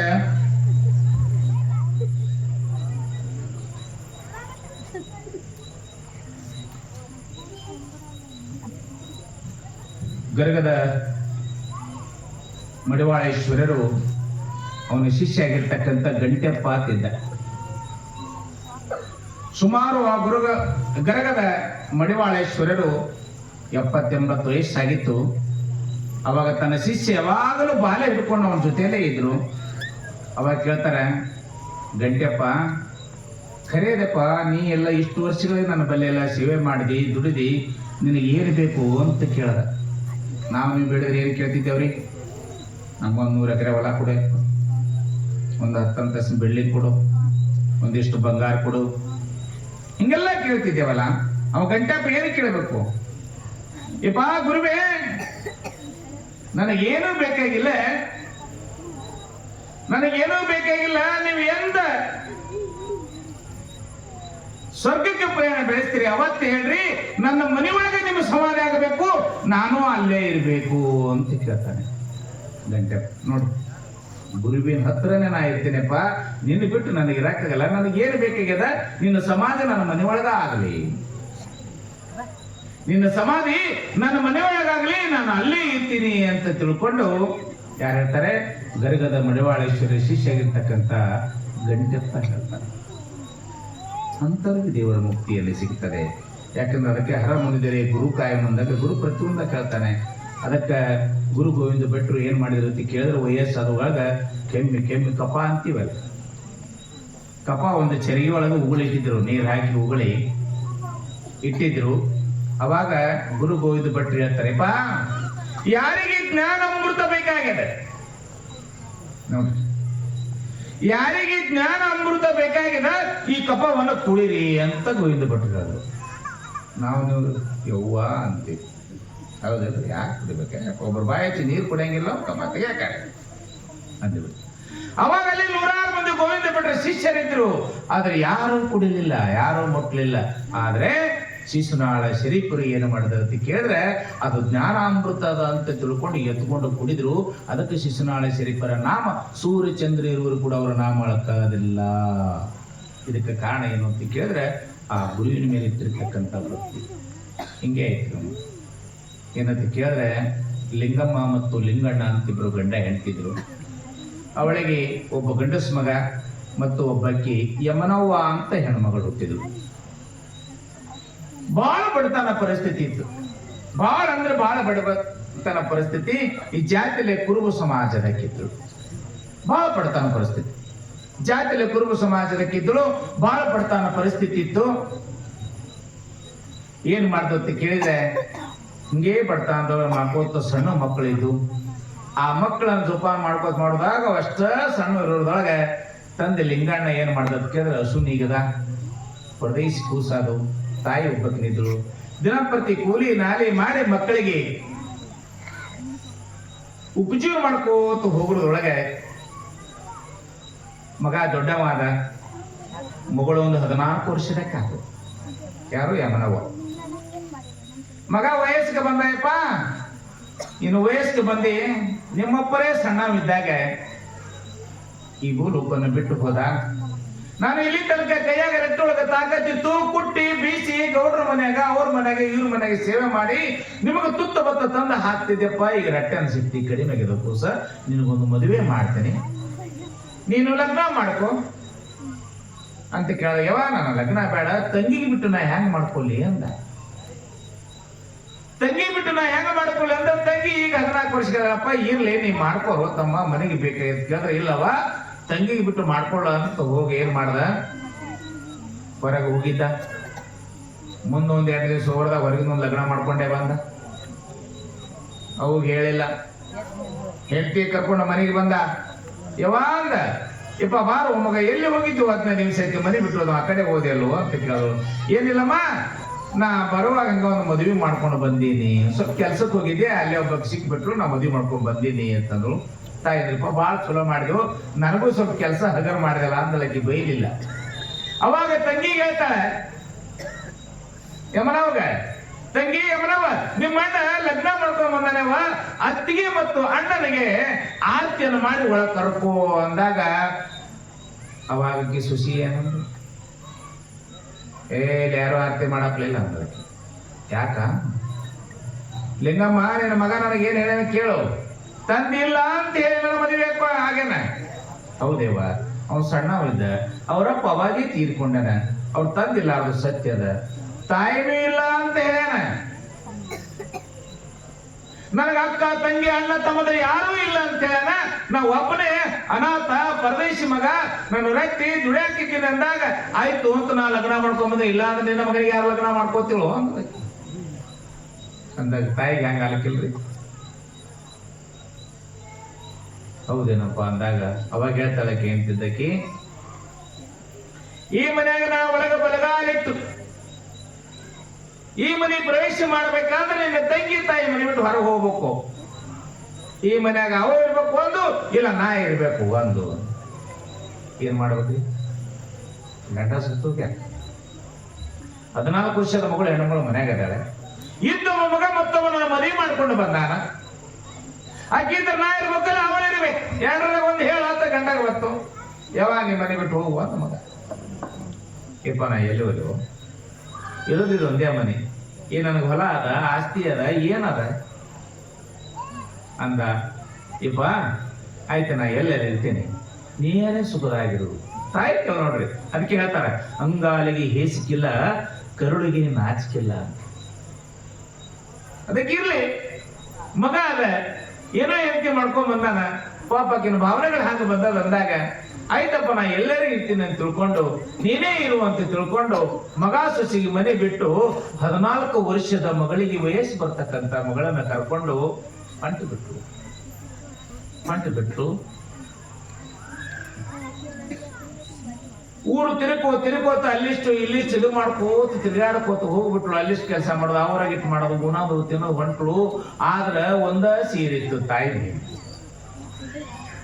ಅದೇ ಜಳಕ ಮಾಡಾಗ ತೋಯಿಸ್ಬೇಕು, ಅದನ್ನ ಅವನಿಗೆ ಸಾಧಾರಣ ಉಟ್ಕೋಬೇಕು. ಇದ್ದ ಮಗಳ ಮೈ ಮೇಲೆ ಒಂದು ಗಗ್ರಿ ಜಂಪರ್, ಅವಾಗಿನ ಸೈರಿ ಪೀರಿ ಡ್ರೆಸ್ಗೆ ಹಂಗಿದ್ದಿಲ್ಲ, ಒಳಗೆ ಗಗ್ರಿ ಜಂಪರ್ ಇರ್ತಿತ್ತು. ಅದ ಒಂದು. ಅದ್ರಾಗ ಬಹಳ ಸುಂದರವಾಗಿರ್ತಕ್ಕಂಥ ಮಗಳು. ಈ ಮಗಳಿಗೆ ಏನೋ ಆಗಬಾರ್ದು, ಯಾರು ನಗರಿ ಬೀಳಬಾರ್ದು ಅಂತ ತಿಳ್ಕೊಂಡು ತನ್ನ ಅದೇ ಹರಿದ ಸೀರೆ ಸೆರಗನ ಮಗಳ ಮೇಲೆ ಹಾಕೊಂಡು ಎಲ್ಲೋ ಬಸ್ ಸ್ಟ್ಯಾಂಡು, ಹಣಮಪ್ಪನ ಗುಡಿಯೋ ಬಸವಣ್ಣನ ಗುಡಿಯೋ ಅಲ್ಲಿ ಇಲ್ಲಿ ಮನ್ಕೋತಿದ್ರು. ಊರಾಗ ಯಾರ ಕೆಲಸ ಹಚ್ಚಿದ್ರೆ ಸುಗ್ಗಿ ಮಾಡ್ಕೋತ ತಿನ್ಕೋತ ಮಗಳಿಗೆ ಹೋದ್ರು. ಹೋಗೋದ್ರೊಳಗೆ ಹಿಂಗೇ ದೇಶ ಸಂಚಾರ ಮಾಡೋದಾಗ ದಿಗಂಬರೇಶ್ವರ ಅಂತ ಊರು ಸಿಕ್ತಿಲ್ಬೋದು ಅಂತ. ಅಲ್ಲಿ ಊರು ಸಿಕ್ತು. ಆ ಊರೊಳಗೆ ಅಲ್ಲಿ ಕೀರ್ತನ ಭಜನ ಶ್ರಾವಣ ಮಾಸ ನಡೀತಾ ಪ್ರಕಾರ ನಡೆದಿತ್ತು. ಅಲ್ಲಿ ದೊಡ್ಡ ಬಸಪ್ಪ ಅಂತ ತಿಳ್ಕೊಂಡು ಸ್ವಾಮೀಜಿಯವರು ಇದ್ರು. ದೊಡ್ಡ ಬಸಪ್ಪ ಅಂತ ತಿಳ್ಕೊಂಡು ಸ್ವಾಮೀಜಿಯವರು ಇದ್ರು. ಅಲ್ಲೇನು ಮಠದಾಗ ಏನಾದ್ರೂ ಪ್ರಸಾದ ಸಿಗ್ಬೋದು, ಅಲ್ಲೇ ಏನಾದ್ರೂ ಸ್ವಲ್ಪ ಆಶ್ರಯ ಸಿಗ್ಬೋದು ಅಂತ ತಿಳ್ಕೊಂಡು 14 ವರ್ಷದ ಮಗಳಿಗೆ ಕರ್ಕೊಂಡು ಲಿಂಗಮ್ಮ ಆ ದೇವಸ್ಥಾನಕ್ಕೆ ಮಠಕ್ಕೆ ಹೋದ್ರು. ಆ ಮಠದಾಗ ಗುರುವಿ ನಮಸ್ಕಾರ ಮಾಡ್ತಾರೆ. ನಮಸ್ಕಾರ ಮಾಡಿಪ್ಪ, ಇಲ್ಲಿ ಮಠದಾಗ ನಮ್ಗೆ ಆಶ್ರಯ ಕೊಡು ಅಂದ್ರು. ಆಯ್ತಮ್ಮ ಇರು. ಆ ಮಠದಾಗಲ್ಲೇ ಕಸ ಮುಸುರಿ ಮಾಡ್ಕೋತ ಊಟ ಮಾಡ್ಕೋತ ಇದ್ರು. ಆ ದೊಡ್ಡ ಬಸಪ್ಪ ಗುರುಗಳು ಬೆಳಗ್ಗೆ ಇದ್ದ ತಕ್ಷಣ ಶಿವನ ಲಿಂಗವನ್ನ ಅಂಗೈ ಒಳಗಿಟ್ಟು ಓಂ ನಮ ಶಿವ ಅಂತಕ್ಕಂಥ ಮಂತ್ರವನ್ನು ಸ್ಫುಟಿಸ್ತಾ ಇದ್ದ. ಲಿಂಗ ಪೂಜೆ ಮಾಡ್ತಾ ಇದ್ದ. ಅವಾಗಿ ಯಮನವ 14 ವರ್ಷದ ಹುಡುಗಿ ಯಮನವನ ದೃಷ್ಟಿ ಎಲ್ಲಿ ಬಿತ್ತು ಅಂತ ಕೇಳಿದ್ರೆ ಆ ಲಿಂಗದ ಮೇಲೆ ಬಿತ್ತು. ಯಮನವನ ದೃಷ್ಟಿ ಎಲ್ಲಿ ಬಿತ್ತು ಅಂತ ಕೇಳಿದ್ರೆ ಆ ಶಿವನ ಲಿಂಗದ ಮೇಲೆ, ಆ ದೊಡ್ಡ ಬಸಪ್ಪ ಅಂತಕ್ಕಂಥ ಗುರುಗಳ ಅಂಗೈಯೊಳಗಿರ್ತಕ್ಕಂಥ ಇಷ್ಟ ಲಿಂಗದ ಮೇಲೆ ದೃಷ್ಟಿ ಬಿತ್ತು. ಆ ಲಿಂಗವನ್ನು ಹುಡುಕೋತ ನಿಂತು ಬಿಟ್ರು. ನಿಂತು ಗುರುಗಳ ಹತ್ರ ಹೋಗ್ತಾರೆ. ಅಪ್ಪಾಜಿ, ಗುರುವೇ ಅಂತ ತಿಳ್ಕೊಂಡು ಗುರುವಿನ ಪಾದ ಕೇಳ್ತಾರೆ. ಯಾಕಮ್ಮ, ಏನ್ ಬೇಕಾಯ್ತು? ಅಪ್ಪ, ಇದು ಏನನ್ನೋದೇ ಗೊತ್ತಿಲ್ಲ ಅವರಿಗೆ. ಇದು ಲಿಂಗ ಅನ್ನೋದು ಗೊತ್ತಿಲ್ಲ, ಇದು ಪೂಜೆ ಮಾಡ್ಬೇಕು ಅನ್ನೋದು ಗೊತ್ತಿಲ್ಲ, ಇದು ಇಷ್ಟ ಲಿಂಗ ಅನ್ನೋದು ಗೊತ್ತಿಲ್ಲ, ಏನೇನೋ ಅರಿಯದ ಮಕ್ಕಳು. ಕಡು ಬಡತನದೊಳಗೆ ಜನ ಪ್ರತಿಯೊಬ್ಬರ ಮನೆ ಕೂಲಿ ನಾಲೆ ಮಾಡಿ ಹೊಟ್ಟೆಯನ್ನು ತುಂಬಿಸ್ತಕ್ಕಂಥವ್ರು. ಅಂತರದಾಗ ಒಬ್ಬ ತಂದೆ ಬೇಗನೆ ತೀರಿಕೊಂಡು ಹೋಗಿದ್ದ. ಮಗ ಒಬ್ಬ ಏನದ ಮತ್ತೊಬ್ಬನ ಮದುವೆ ಮಾಡ್ಕೊಂಡು ಮನೆ ಒಳಗಿದ್ದ. ಇದ್ದ ಮಗಳು ತುಗುಣ ಸಂಚಾರ ಕುಂಟಿದಳ ಮಗಳು. ಆ 14 ವರ್ಷದ ಮಗಳು ಯಮನವ್ವ ಆ ಲಿಂಗವನ್ನು ಎಂದು ಕೇಳ್ತಾಳೆ ಗುರುವಿನ ಕೈಗೆಪ್ಪ, ಅದು ಏನು ನೀವು ಕೈಯಾಗಿ ಹಿಡ್ಕೊಂಡಿದ್ದು ಅಂತೇಳಿ. ಅಮ್ಮ, ಇದು ಇಷ್ಟ ಲಿಂಗದ ಅಂತ ಹೇಳಿದ್ರು ಗುರುಗಳು. ದೊಡ್ಡ ಬಸಯ್ಯ ಗುರುಗಳು ಹೇಳಿದ್ರು, ಅಮ್ಮ ಯಮನವ್ವ ಇದು ಇಷ್ಟ ಲಿಂಗದ. ಯಪ್ಪ, ನನಗೆ ಆ ಲಿಂಗ ಬೇಕು ಅಂದ್ರೆ. ಅವಾಗ ಹೇಳ್ತಾರೆ ಗುರುಗಳು, ತಾಯಿ ಈ ಲಿಂಗ ನಿನಗೆ ಬೇಕು ಅಂದ್ರೆ ಇದು ಇಲ್ಲಿ ಮಠದಾಗ ನೀ ಕೆಲಸ ಮಾಡ್ಬೇಕು, ದುಡಿಬೇಕವ್ವ. ದುಡಿದ್ರ ಆ ಲಿಂಗದ ಮಹತ್ವ ಸಿಗ್ತದಿಲ್ಲ, ಸಿಗುದಿಲ್ಲ ಅಂದು. ಯಪ್ಪ, ನೀ ಏನ್ ಹೇಳ್ತೇಳು, ದುಡಿತೀನಿ ಅಂತ ಹೇಳಿ. ಇಲ್ಲೇನು ದನಗಳು ಅದಾವಲ್ಲ ನಮ್ಮ ಮಠದೊಳಗ, ಇವ್ ದಿನ ದನಗಳು ಕಾಯ್ಕೊಂಡ್ ಬರ್ಬೇಕು ನೀನು. ಆಯ್ತಪ್ಪ ಅಂದು. 14 ವರ್ಷದ ಬಾಲಕಿ. ಮಠದಾಗ ಒಂದು 45 ದನಗಳಿದ್ದು, ಆಕಳುಗಳಿದ್ದು. ದಿನಂಪ್ರತಿ ಆಕಳ ಕೈಕೊಂಡ್ ಬರ್ತಿಳು, ಕೆಣಕಸ್ ಮಾಡ್ತಿಳು, ಮೇವು ನೀರು ಎಲ್ಲಾ ಮಾಡ್ತಿಳು. ಅವಾಗ ಗುರುಗಳು ಹೇಳಿದ್ರು, ಶೆಲ್ಲ ಶಿಶುಗಳಿಗೆ ಏನ್ ಯಮನವ ದನಗಳು ಬರ್ತಾವಲ್ಲ, ಒಂದೇ ರೊಟ್ಟಿ ಕೊಡ್ರಿ ಅಂತ. ಗುರು ಒಂದೇ ರೊಟ್ಟಿ ಕೊಡ ಅಂದ. ತಿಂಗಳಾಂಟ್ಲೆ ದನ ಕೈಗಳು ಒಂದೇ ಕೊಟ್ರು. ಮುಂದೆ ಮತ್ತೆ ಶಿಶು ಮಕ್ಳಿಗೆ ಹೇಳ್ತಾರ ದೊಡ್ಡ ಬಸಯ್ಯ ಗುರುಗಳು, ಇಲ್ಲಿ ಬರೋ ಲಿಂಗಮ್ಮಗೆ ಎಷ್ಟು ರೊಟ್ಟಿ ಕೊಟ್ಟಿರಿ? ಇಷ್ಟು ದಿವಸ ಒಂದ ಕೊಟ್ಟು, ಇನ್ನು ಅರ್ಧ ಕೊಡ್ರಿ. ಗುರುಗಳು ಆಯ್ತಪ್ಪ, ಅರ್ಧ ಕೊಟ್ಟರು ತಿಂಗಳು 70. ಅರ್ಧನೇ ರೊಟ್ಟಿ ಊಟ ಮಾಡಿ ಅದು 70. ಅರ್ಧ ರೊಟ್ಟಿನೇ ಊಟ ಮಾಡ್ಕೊಂಡು 45 ದನಗಳನ್ನ ಕೈಕೊಂಡು, ಆಕಳನ್ನ ಕೈಕೊಂಡು ಮಠದೊಳಗ ಕಸ ಮನುಷ್ಯನ್ ಮಾಡ್ಕೋತ, ಆಕಳ ಎಣ್ಣೆ ಕಸ ಮಾಡ್ಕೋತ.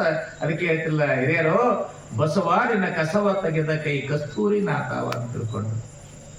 ಆ ಬಸವನ ಕಸ ತೆಗೆದಿರ್ತಕ್ಕಂಥ ಯಮನವ ಅರ್ಧ ರೊಟ್ಟಿ ಊಟ ಮಾಡ್ಕೊಂಡೆ ಮಾಡಿದ್ರು. ಮುಂದೊಂದು ತಿಂಗಳ ಮತ್ತೊಂದು ತಿಂಗಳು ಹೋಯ್ತು.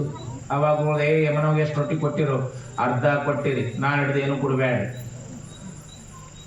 ಅರ್ಧ ರೊಟ್ಟಿನೂ ಕೊಡ್ಬೇಡ. 5 ದಿನಗಳ ಪರ್ಯಂತ ಏನು ಕೊಡ್ಬೇಡ. 5 ದಿನ ಉಪವಾಸ ಕೈ.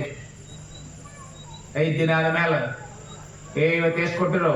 ಏನು ಕೊಟ್ಟಿಲ್ರಿಪ್ಪ, 5 ದಿನ ಆಯ್ತಾ. ಇನ್ನು ಹೇಳ್ರಿ, 5 ಮನೆ ಭಿಕ್ಷಾ ಬಿಡ್ಕೊಂಡ್ ಬಂದು ಉಣೋ ಅಂತ ಹೇಳು. ಎಷ್ಟು ಮನೆ? 5 ಮನೆ. 5 ಮನೆಗೆ ಮಾತ್ರ ಭಿಕ್ಷೆ ಬಿಡ್ಕೊಂಡು ಮತ್ತೊಂದು ಮನೆಗೆ ಹೋಗ್ಲಿಲ್ಲ. ಅವ್ರು ಹೇಳಿದ್ರೆ ಮಾತ್ರ ಊಟ ಮಾಡೋದಿಲ್ಲ, ಇಲ್ಲ ಅಂತ ಹೇಳ್ರಿ. ಆಯ್ತು, ಗುರುಗಳು ಹೇಳ್ತಿರು, ಶಿಶು ಮಕ್ಕಳು ಹೇಳ್ಬಿಡ್ತರು ಯಮನವಾಗ. ಆಯ್ತಪ್ಪ, ದಿವಸ 5 ಮನೆ ಭಿಕ್ಷೆ ಬಿಡ್ತಾರೆ. ಅವ್ರು ಏನಿರ್ತಾವ ಪ್ರಸಾದವನ್ನು ಸ್ವೀಕಾರ ಮಾಡ್ಕೊಂಡು ಮತ್ತೆ ತಾಪಕರ್ತನ ಕಾಯಕ ಮಾಡ್ತಿರು. ಮುಂದೆ ಏನ್ ಹೇಳಿದ್ರು? 5 ಮನೆಯವ್ರಿಗೆ ಹೇಳ್ರಿ, 1ನೇ ಮನೆಗೆ ಹೇಳ್ರಿ, ಒಟ್ಟ ನೀರು ಬೇಡ ಅಂತೇಳಿ, ಭಿಕ್ಷಾ ನೀರು ಬೇಡ ಅಂತೇಳಿ. 2ನೇ ಮನೆಗೆ ಹೋಗ್ರಿ, ಏನ್ ದಾಡಾಗೈತಿ ನಿನಗೆ? ಕಡದ್ರ ಮನೆ 4 ತುಂಡಾತಿ, ದುಡ್ಕೊಂತಿಲ್ಲಕ್ಕೆ ಏನ್ ಬೇನಾಗೈತಿ ನಿನಗೆ? ಬೈರಿ, ಹೊಟ್ಟೆ ಕೊಡಬೇಡ್ರಿ. ಹಿಂಗ 5 ಮನೆಗೆ ಒಂದೊಂದು ಹೇಳಿ ಹೊಟ್ಟೆ ಭಿಕ್ಷಾ ನೀರು ಬೇಡ್ರಿ ಯಮನವಾಗ ಅಂತ ಹೇಳ್ಬಿಟ್ಟು ಅತ್ಯಂತ ಪ್ರಕಾರ ನೀಡ್ತಾರೆ ತಿಳ್ಕೊಂಡು ಭಿಕ್ಷಾ ಹೋಗ್ಬಿಟ್ರು. ಯಾರು ನೀಡಲಿಲ್ಲ, ಒಂದು ಅಗಲು ಸಹಿತ ನೀಡಲಿಲ್ಲ. ಬಂದ್ರು, ಬಂದು ಮಠದಾಗ ಸ್ನಾನಿಗಿನ ಪೂಜೆ ಆಯ್ತು. ಗುರುವಿನ ಪೂಜೆ ಮುಗಿಸ್ಕೊಂಡು ಬರ್ತರು. ಪ್ರತಿನಿತ್ಯ ನಮಸ್ಕಾರ ಮಾಡಿ ಆ ಗುರುವಿನ ಲಿಂಗ ಪೂಜೆ ಆದ ತಕ್ಷಣ ಆ ಗುರುವಿಗೆ ನಮಸ್ಕಾರ ಮಾಡ್ಲಿಕ್ಕೆ ತಾಯಿ ಯಮನ ಹೋತಾಳ. ಗುರು ಕೇಳ್ತಾರ ದೊಡ್ಡ ಬಸ್ಸೇ ಗುರುಗಳು, ಅಮ್ಮ ಇವತ್ತೇನೇನ್ ಹೇಳಿದ್ರು? ಯಪ್ಪ ನೀ ಏನೇನು ಹೇಳಿದಲ್ಲ ಎಲ್ಲರೂ ನೀಡ್ಯಾರ ಅಂದ್ರಾಕಿ.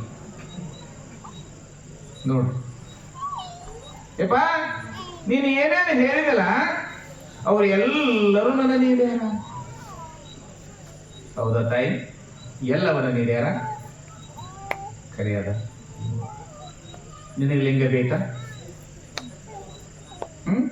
ನಿನ್ನ ಲಿಂಗ ಬೇಕು, ಇಷ್ಟ ಲಿಂಗ ಬೇಕು, ಹಾಗಾದ್ರೆ ಲಿಂಗವನ್ನು ಪೂಜಿಸುವ ಅಂತ ತಿಳ್ಕೊಂಡು ದೊಡ್ಡ ಬಸಯ್ಯ ಗುರುಗಳು ಯಾರಿಗೆ ಈ ಯಮನ ಹೋಗ ಕೊಟ್ಟರು.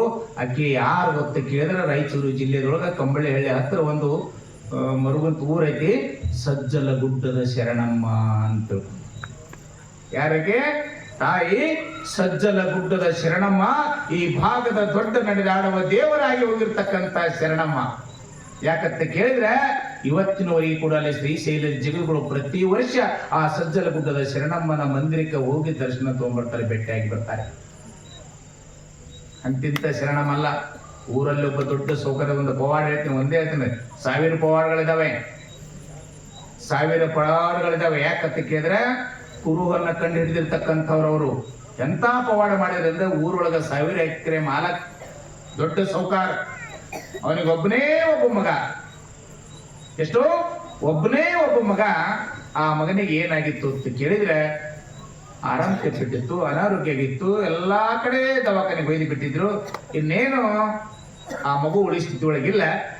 ತಾಸು 2 ತಾಸ್ನಾಗ ಆ ಮಗು ಫೇಲ್ ಆಗ್ಬಹುದು, ನಿಮ್ಮ ಮಗನಿಗೆ ಕರ್ಕೊಂಡು ಹೋಗ್ರಿ ಅಂತ ತಿಳ್ಕೊಂಡು ದವಾಖಾನೆಯಿಂದ ಕಳಿಸ್ಬಿಟ್ಟಿತ್ತು. ಭಾಳ ದಿವ್ಸಕ್ಕೊಬ್ಬನೇ ಮಗ ಹುಟ್ಟಿದ್ದ. ಇನ್ನೇನು ಮಾಡ್ಲಪ್ಪ ಅಂತ ತಿಳ್ಕೊಂಡು ತಂದೆ ತಾಯಿ ದೊಡ್ಡ ಸೌಕಾರ ಇದ್ದ, ಊರೊಳಗೆಲ್ಲಾ ಊರೇ ಹೋ ಅಂತಿತ್ತು. ಭಾಳ ದಿನಕ್ಕೊಂದು ಮುಚ್ಚಿನಂತ ಗಂಡಸ ಮಗ ಹುಟ್ಟಿತ್ತು. ಭಗವಂತ ಅದನ್ನು ಕಸ್ಕೊಂಡು ಹೊಟ್ಟೆ ಏನು ಅಂತ ತಿಳ್ಕೊಂಡು ಎಲ್ಲಾರು ಅಳ್ಳಾಕತ್ತಿರು. ಯಾಕಂದ್ರೆ ಒಂದು ತಾಸಿನ ಹೋಗಿ ತಂದಾಗ ಏನ್ ಮಾಡಕ್ಕಾಗತ್ತೆ, ಎಲ್ಲರಿಗೂ ದುಃಖ ಬರಾಕತ್ತಿತ್ತು. ಆ ಸಮಯದೊಳಗೆ ಒಬ್ಬರು ನಿಮ್ಮಂತ ಹಿರಿಯರು ಹೇಳ್ತಾರೆ, ಇಲ್ಲಿ ಗುಡ್ಡದಾಗ ಶರಣಮ್ಮ ಅದಾಳ. ಯಾರೋ ಸಜ್ಜಲ ಗುಡ್ಡದ ಆ ಗುಡ್ಡದ ಮೇಲೆ ಅದಾಕಿದ್ದು ಮಂದಿರ, ಅಲ್ಲಿ ಶರಣಮ್ಮ ಅದಾಳ, ನೋಡೋದು ಶರಣಮ್ಮ ಹೋಗಿ ಕೇಳ್ರು. ಊರು ಬಿಟ್ಟು ದೂರ ಇತ್ತು, ನಿಮ್ ಕ್ರಾಸಿಂದ ಹಿಂಗೆ ಇತ್ತಲ್ಲ, ಇಷ್ಟು ದೂರ ಇತ್ತು. ಕೇಳ್ರು ನನ್ನ, ಏನ್ ಕೇಳ್ತಿರು? ಡಾಕ್ಟರ್ ಹೇಳ್ಯಾರ ಮತ್ತೆ ಯಾಕ ಅಂತ ಒಬ್ರು, ಹುಚ್ಚಿರೆ ಶರಣರು ಸತ್ಪುರುಷರು ಯಾಕ ಅಂತ ಹೆಂಗಿರ್ತಾರ ಗೊತ್ತಾಗುದಿಲ್ಲ, ಹೆಂಗದ್ರು ಅಂತ 2 ತಾಸು ಟೈಮ್ ಕೊಟ್ಟಾರಲ್ಲ, ಹೋರಿ ನೋಡೋಣ ದೇವ್ರು ಏನ್ ಮಾಡ್ತಾನ ಅಂತ ತಿಳ್ಕೊಂಡು ಅಂದಾಗ ಆ ಶರಣಮ್ಮನ ಬಳಿ ಓಡಿ ಹೋಗ್ತಾರೆ. ಓಡಿ ಹೋಗೋದ್ರೊಳಗೆ ಎಲ್ಲಾ ಜನ ಬಂದು ಸೇರ್ತದೆ. ಆ ಗುಡಿಸೋದ್ರೊಳಗೆ ಶರಣಮ್ಮ ತಾಯಿ ಇರ್ತಾಳೆ. ಯಾಕಪ್ಪ ಯಾಕೆ ಹಿಂಗ್ ಬಂದಿದೆ ಅಂದಾಗ, ಇವ ಬಾಳ ದಿನಕ್ಕೆ ನಮ್ಮ ಊರು ಸೌಕರ್ ಬಹಳ ಧರ್ಮವಂತ, ಬಡವರು ಬಾಕಿಯರಿಗೆ ಎಲ್ಲರಿಗೂ ನೋಡ್ಕೊಳ್ಳವ, ಯಾರ ಮನ್ಯಾಗ ಏನಿಲ್ಲ ಅಂದ್ರೆ ಅವ್ರ ಮನ್ಯಾಗ ಹೊಗೆ ಆಗಿಲ್ಲ ಅಂದ್ರೆ ಅವ್ರ ಮನೆಯಿಂದ ಕೊಟ್ಟು ಕಳಿಸಿದ್ದ ಅಂತ ಧರ್ಮವಂತರ ಮನೆತನದೊಳಗೆ ಇದ್ದಿದ್ದೇ ಒಂದು ಮುತ್ತಿನಂತ ಮಗು. ಅದು ಈಗ ಆಗಲ್ಲಗತ್ತದ, ಬಿಕ್ಕತ್ತದ. ತಾಯಿ ಅದನ್ನ ಹೆಂಗರ ಮಾಡಿ ಕಾಪಾಡು ಅಂತ ತಿಳ್ಕೊಂಡು ಇಬ್ರು ಗಂಡ ಹೆಂಡತಿ, ಸೌಕಾರ್ತಿ ಇಬ್ರು ಆ ಶರಣಮ್ಮನ ಪಾದಕ್ಕ ಎರಗಿ ಬಿಡ್ತಾರೆ. ಅವಾಗ ಹೇಳ್ತಾಳ ಸಜ್ಜಲ ಗುಡ್ಡದ ಶರಣಮ್ಮ, ಇಪ್ಪ ನೀ ಏನೋ ಚಿಂತೆ ಮಾಡಬೇಡ, ಈಗ ಎದ್ದು ಮನೆಗೆ ಹೋಗೋದ್ರೊಳಗೆ ಬೆಣ್ಣೆ ರೊಟ್ಟಿ ಊಟ ಮಾಡ್ತಾನ ಹೋಗ್ರೆ ನಮಗ ಅಂತ ಹೇಳ್ಬಿಟ್ಟಳು. ಬೆಣ್ಣೆ ರೊಟ್ಟಿ ಊಟ ಮಾಡ್ತಾನ ಹೋಗ್ರಿ ನಮಗ ಅಂದ್ರ ಕುಲನೆ ಗಾಬರಿ ಆಗ್ಬಿಟ್ರಿ ಎಲ್ಲರೂ. ಓಡೋಡು ಬೇಸ್ 1 ಕಿಲೋಮೀಟರ್ 1.5 ಕಿಲೋಮೀಟರ್ ಇರ್ತಲ್ಲ, ಅವಾಗ ಸೈಕಲ್ ಮೀಟರ್ ಬರೋದ್ರ ನಡ್ಕೊತಿ ಹೋಗ್ಬೇಕಾಗಿತ್ತು. ಹಂಗೆ ಹರಿಯಾದವ್ರು ನಾವು ಹುಡುಗರು ಓಡ್ಕೊತ ಬಂದು ಬರೋದ್ರೊಳಗ ಆ ಮಗು ಎದ್ದು ಬೆಣ್ಣೆ ರೊಟ್ಟಿ ಉಂಟ. ಬೆಣ್ಣೆ ಸಾಕಷ್ಟು ಆಯಿನ ಆಕಳ ಏನೆಲ್ಲ ಇತ್ತು, ಆ ಬೆಣ್ಣೆಯನ್ನು ಊಟ ಮಾಡ್ಲಿಕ್ಕತ್ತಿದ್ದ. ಆ ಬೆಣ್ಣೆ ರೊಟ್ಟಿಯನ್ನು ಊಟ ಮಾಡ್ಲಿಕ್ಕತ್ತಿದ್ದ. ತಂದೆ ತಾಯಿನ ಅವರು ಬಂದು ನೋಡ್ತಾರೆ, ಮಗು ಬೆಣ್ಣೆ ರೊಟ್ಟಿ ಊಟ ಮಾಡ್ಲಿಕ್ಕತ್ತಿತ್ತು. ಅವರಿಗೆ ಆನಂದ ಅಷ್ಟಿಷ್ಟಲ್ಲ. ಆ ಆನಂದದಿಂದ ಇವತ್ತ ಆ ಗುಡಿ ಎದರ್ಲೆ ಕಟ್ಟ್ಯಾರಪ್ಪ ಅಂತ ಕೇಳಿದ್ರೆ ಆ ಸಜ್ಜಲ ಗುಡ್ಡದ ಶರಣಮ್ಮನ ಗುಡಿ. ಅವು ಸೌಕಾರ ಬೆಣ್ಣಿ ಒಳಗೆ ಕಟ್ಟನೆ, ನೀರು ಉಪಯೋಗಿಸಿಲ್ಲ. ಬೆಣ್ಣಿ ಒಳಗೆ ಮಂದಿರದ ಇವತ್ತೂ ಕೂಡ ನೋಡಕ್ಕೆ ಸಿಗ್ತಾರೆ ಅಂತ ಶರಣಮ್ಮ.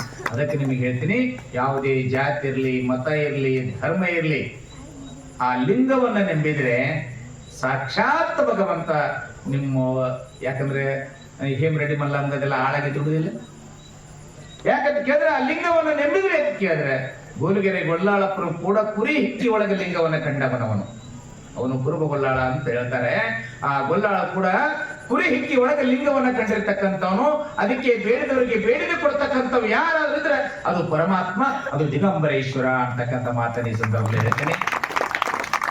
ಅದಕ್ಕೆ ಸಿದ್ಧಲಿಂಗ ಮಹಾರಾಜರು ಯಪ್ಪ ನನ್ನ ನೆನೆಸದಾಗ ನೀನು ಬರಬೇಕು ಅಂತ ತಿಳ್ಕೊಂಡು ಶಂಕರಲಿಂಗ ಮಹಾರಾಜರನ್ನ ಪಾದಕಾಣಿ ಹೆಚ್ಚಿ ಹೋದಾಗ ಯಪ್ಪ ನನ್ನ ನಾಮ ಬಿಟ್ಟು ನೀನು ನೆನೆದಿಲ್ಲ ಅಂದಾಗ ನಿನ್ನ ಬಿಟ್ಟು ನಾನು ಎಲ್ಲಿರ್ತೀನೋ ತಂದೆ. ಆಯ್ತು ನಡಿಯಪ್ಪ ನೀ ಇದ್ದಲ್ಲಿಗೆ ಬರ್ತೀನಿ ಅಂತ ಹೇಳಿದಾಗ ಎಲ್ಲಿಗೆ ಬರ್ತಾರೆ? ಲಚ್ಚಾಣಕ್ಕೆ ಬರ್ತಾರೆ.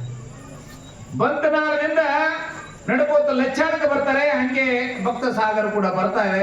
ಬಂದ್ರು ಪುಲೆನಲ್ಲಿ ಏನ್ ಮಾಡಬೇಕಾಗಿತ್ರಿ?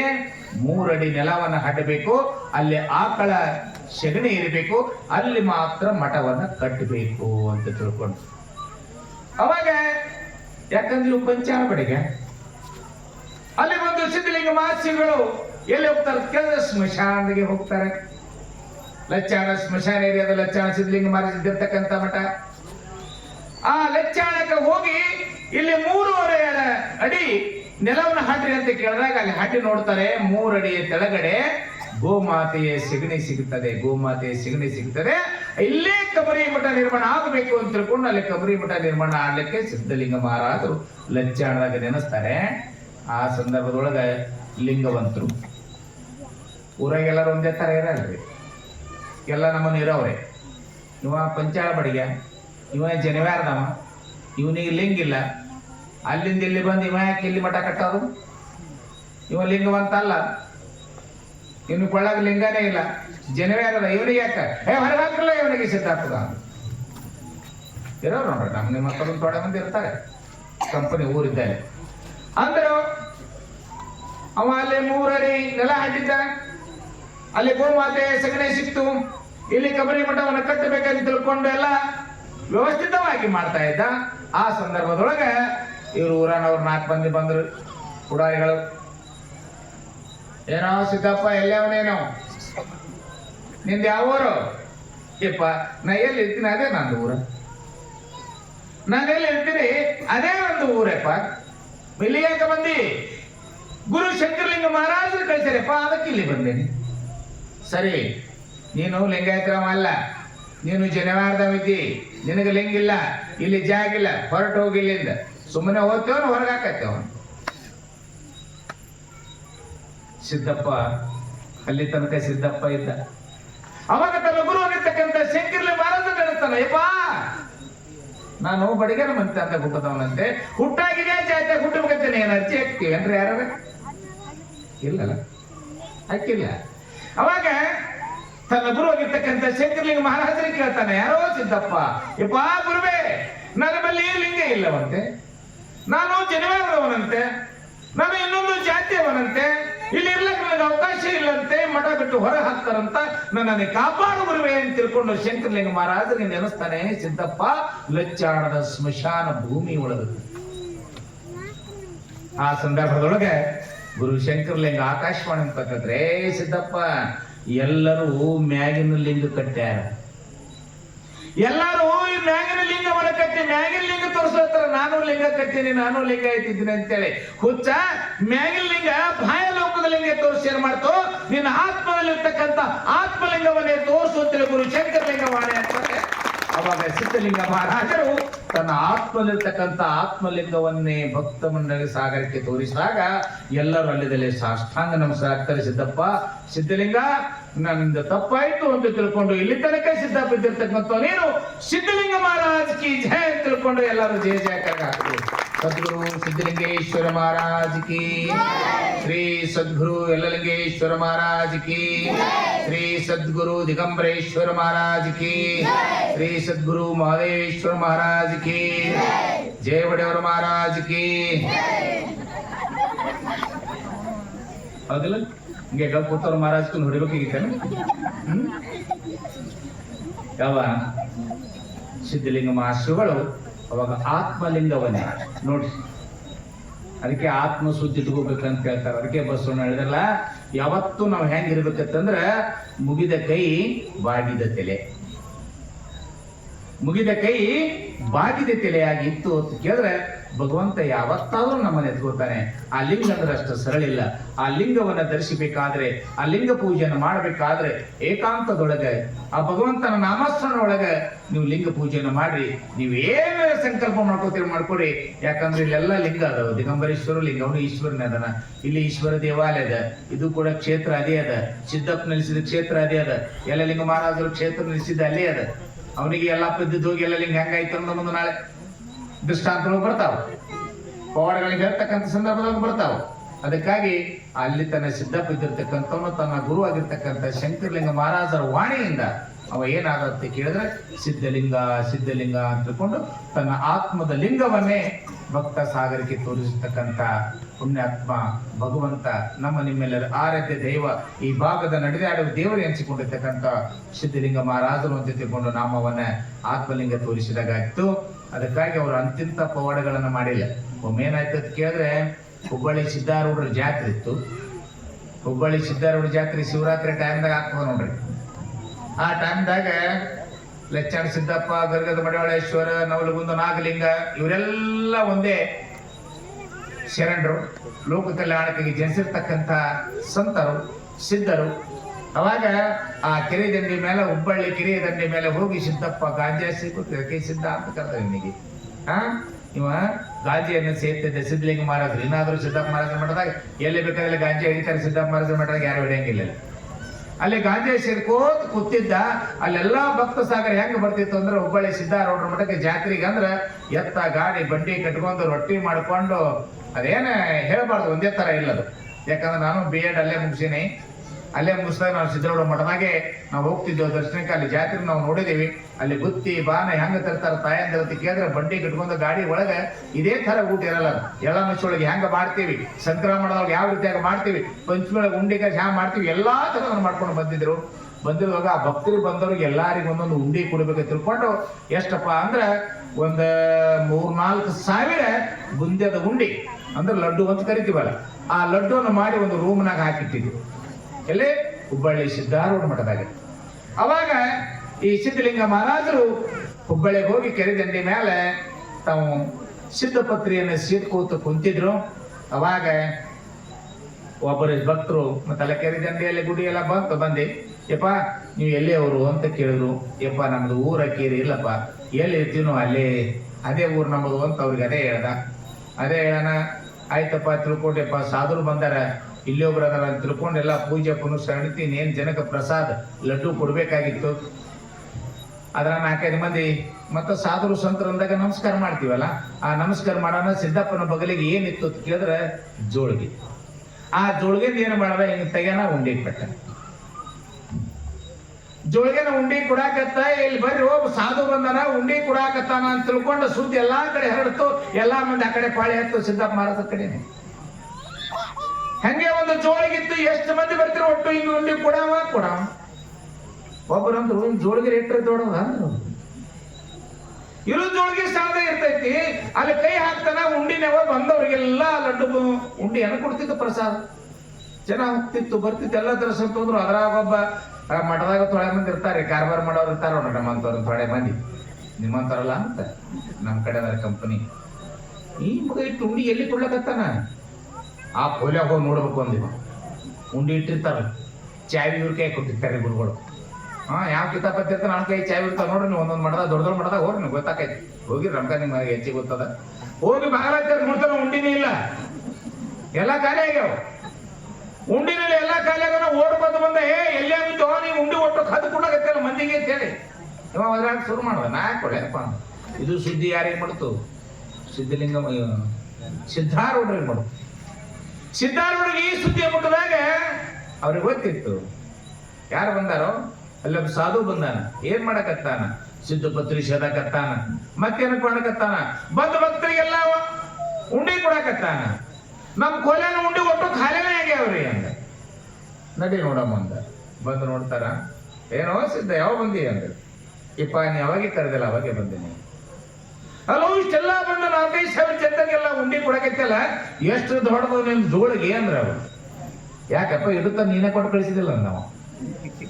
ನೋಡ್ರಿ ಹೆಂಗದ ಪವಾಡ. ಸಿದ್ದಪ್ಪ ಮಹಾರಾಜರು ಹೇಳ್ತಾರೆ, ಇಪ್ಪ ಸಿದ್ದರಾಮ ಮಹಾರಾಜ್ರೆ ನೀವೇ ಕೊಟ್ಟು ಕಳಿಸಿದ್ರು ಗುರುವೆ ನೀ ಕೊಡ್ತಿದ್ದಿ, ನಾ ಈ ಕಡೆ ಭಕ್ತರಿಗೆ ಕೊಟ್ಟಿನಿ, ನೀ ಜೋಳಿಗೆ ಬರುತ್ತಿದ್ದಿ, ನಾ ಈ ಕಡೆ ಕೊಟ್ಟಿನಿ ಅಂತ ಅಂದಾಗ ಇವ್ ಕಾರ್ಬಾರ ಮಾಡಾವಿದ್ನಲ್ಲ ಗುರು ಸೇವೆ ಮಾಡೋ ಅವೇನಂದ ಓ ಎಲ್ರಿ ಒಟ್ಟು ಖಾಲಿ ಕೋಲ್ ಎಂಬುದು ಬುಂದಿ ಅದು ಉಂಡಿ ಬೇಕಾದ್ರೆ ನಡ್ರಿ ಅಂತ ನಡ್ರಿ ನೋಡಮ್ಮ ಅಂದ ಹೋದ್ರು ಕೀಲಿ ತೆರೆದು ನೋಡ್ತಾರ ಎಷ್ಟು ಉಂಡೆ ಇಟ್ಟಿದ್ರು ಒಟ್ಟು ಉಂಡೆ ಹಂಗೆ ಐತಿ, ಎಷ್ಟು ಉಂಡೆ ಇರ್ತಾರಲ್ಲ ಅಷ್ಟು ಹಿಂಗೆ ಇತ್ತು. ಇದು ಹುಬ್ಬಳ್ಳಿ ಸಿದ್ಧಾರೂಢ ಮಠದಾಗ ಲೆಚ್ಚಾಣದ ಸಿದ್ಧಲಿಂಗ ಮಹಾಶಿವಗಳು ತೋರ್ತಕ್ಕಂಥ ಪವಾಡ. ಅದನ್ನ ಮುಗಿಸ್ಕೊಂಡು ಮುಂದಕ್ಕೆ ಸಂಚಾರ ತಿರುಕೋತ ಬರ್ತಾರ. ಬರೋದ್ರೊಳಗ ಒಂದು ಊರಿಗೆ ಹೋಗ್ತಾರ. ಅದು ಊರು ಯಾವ್ದಂತ ಕೇಳಿದ್ರೆ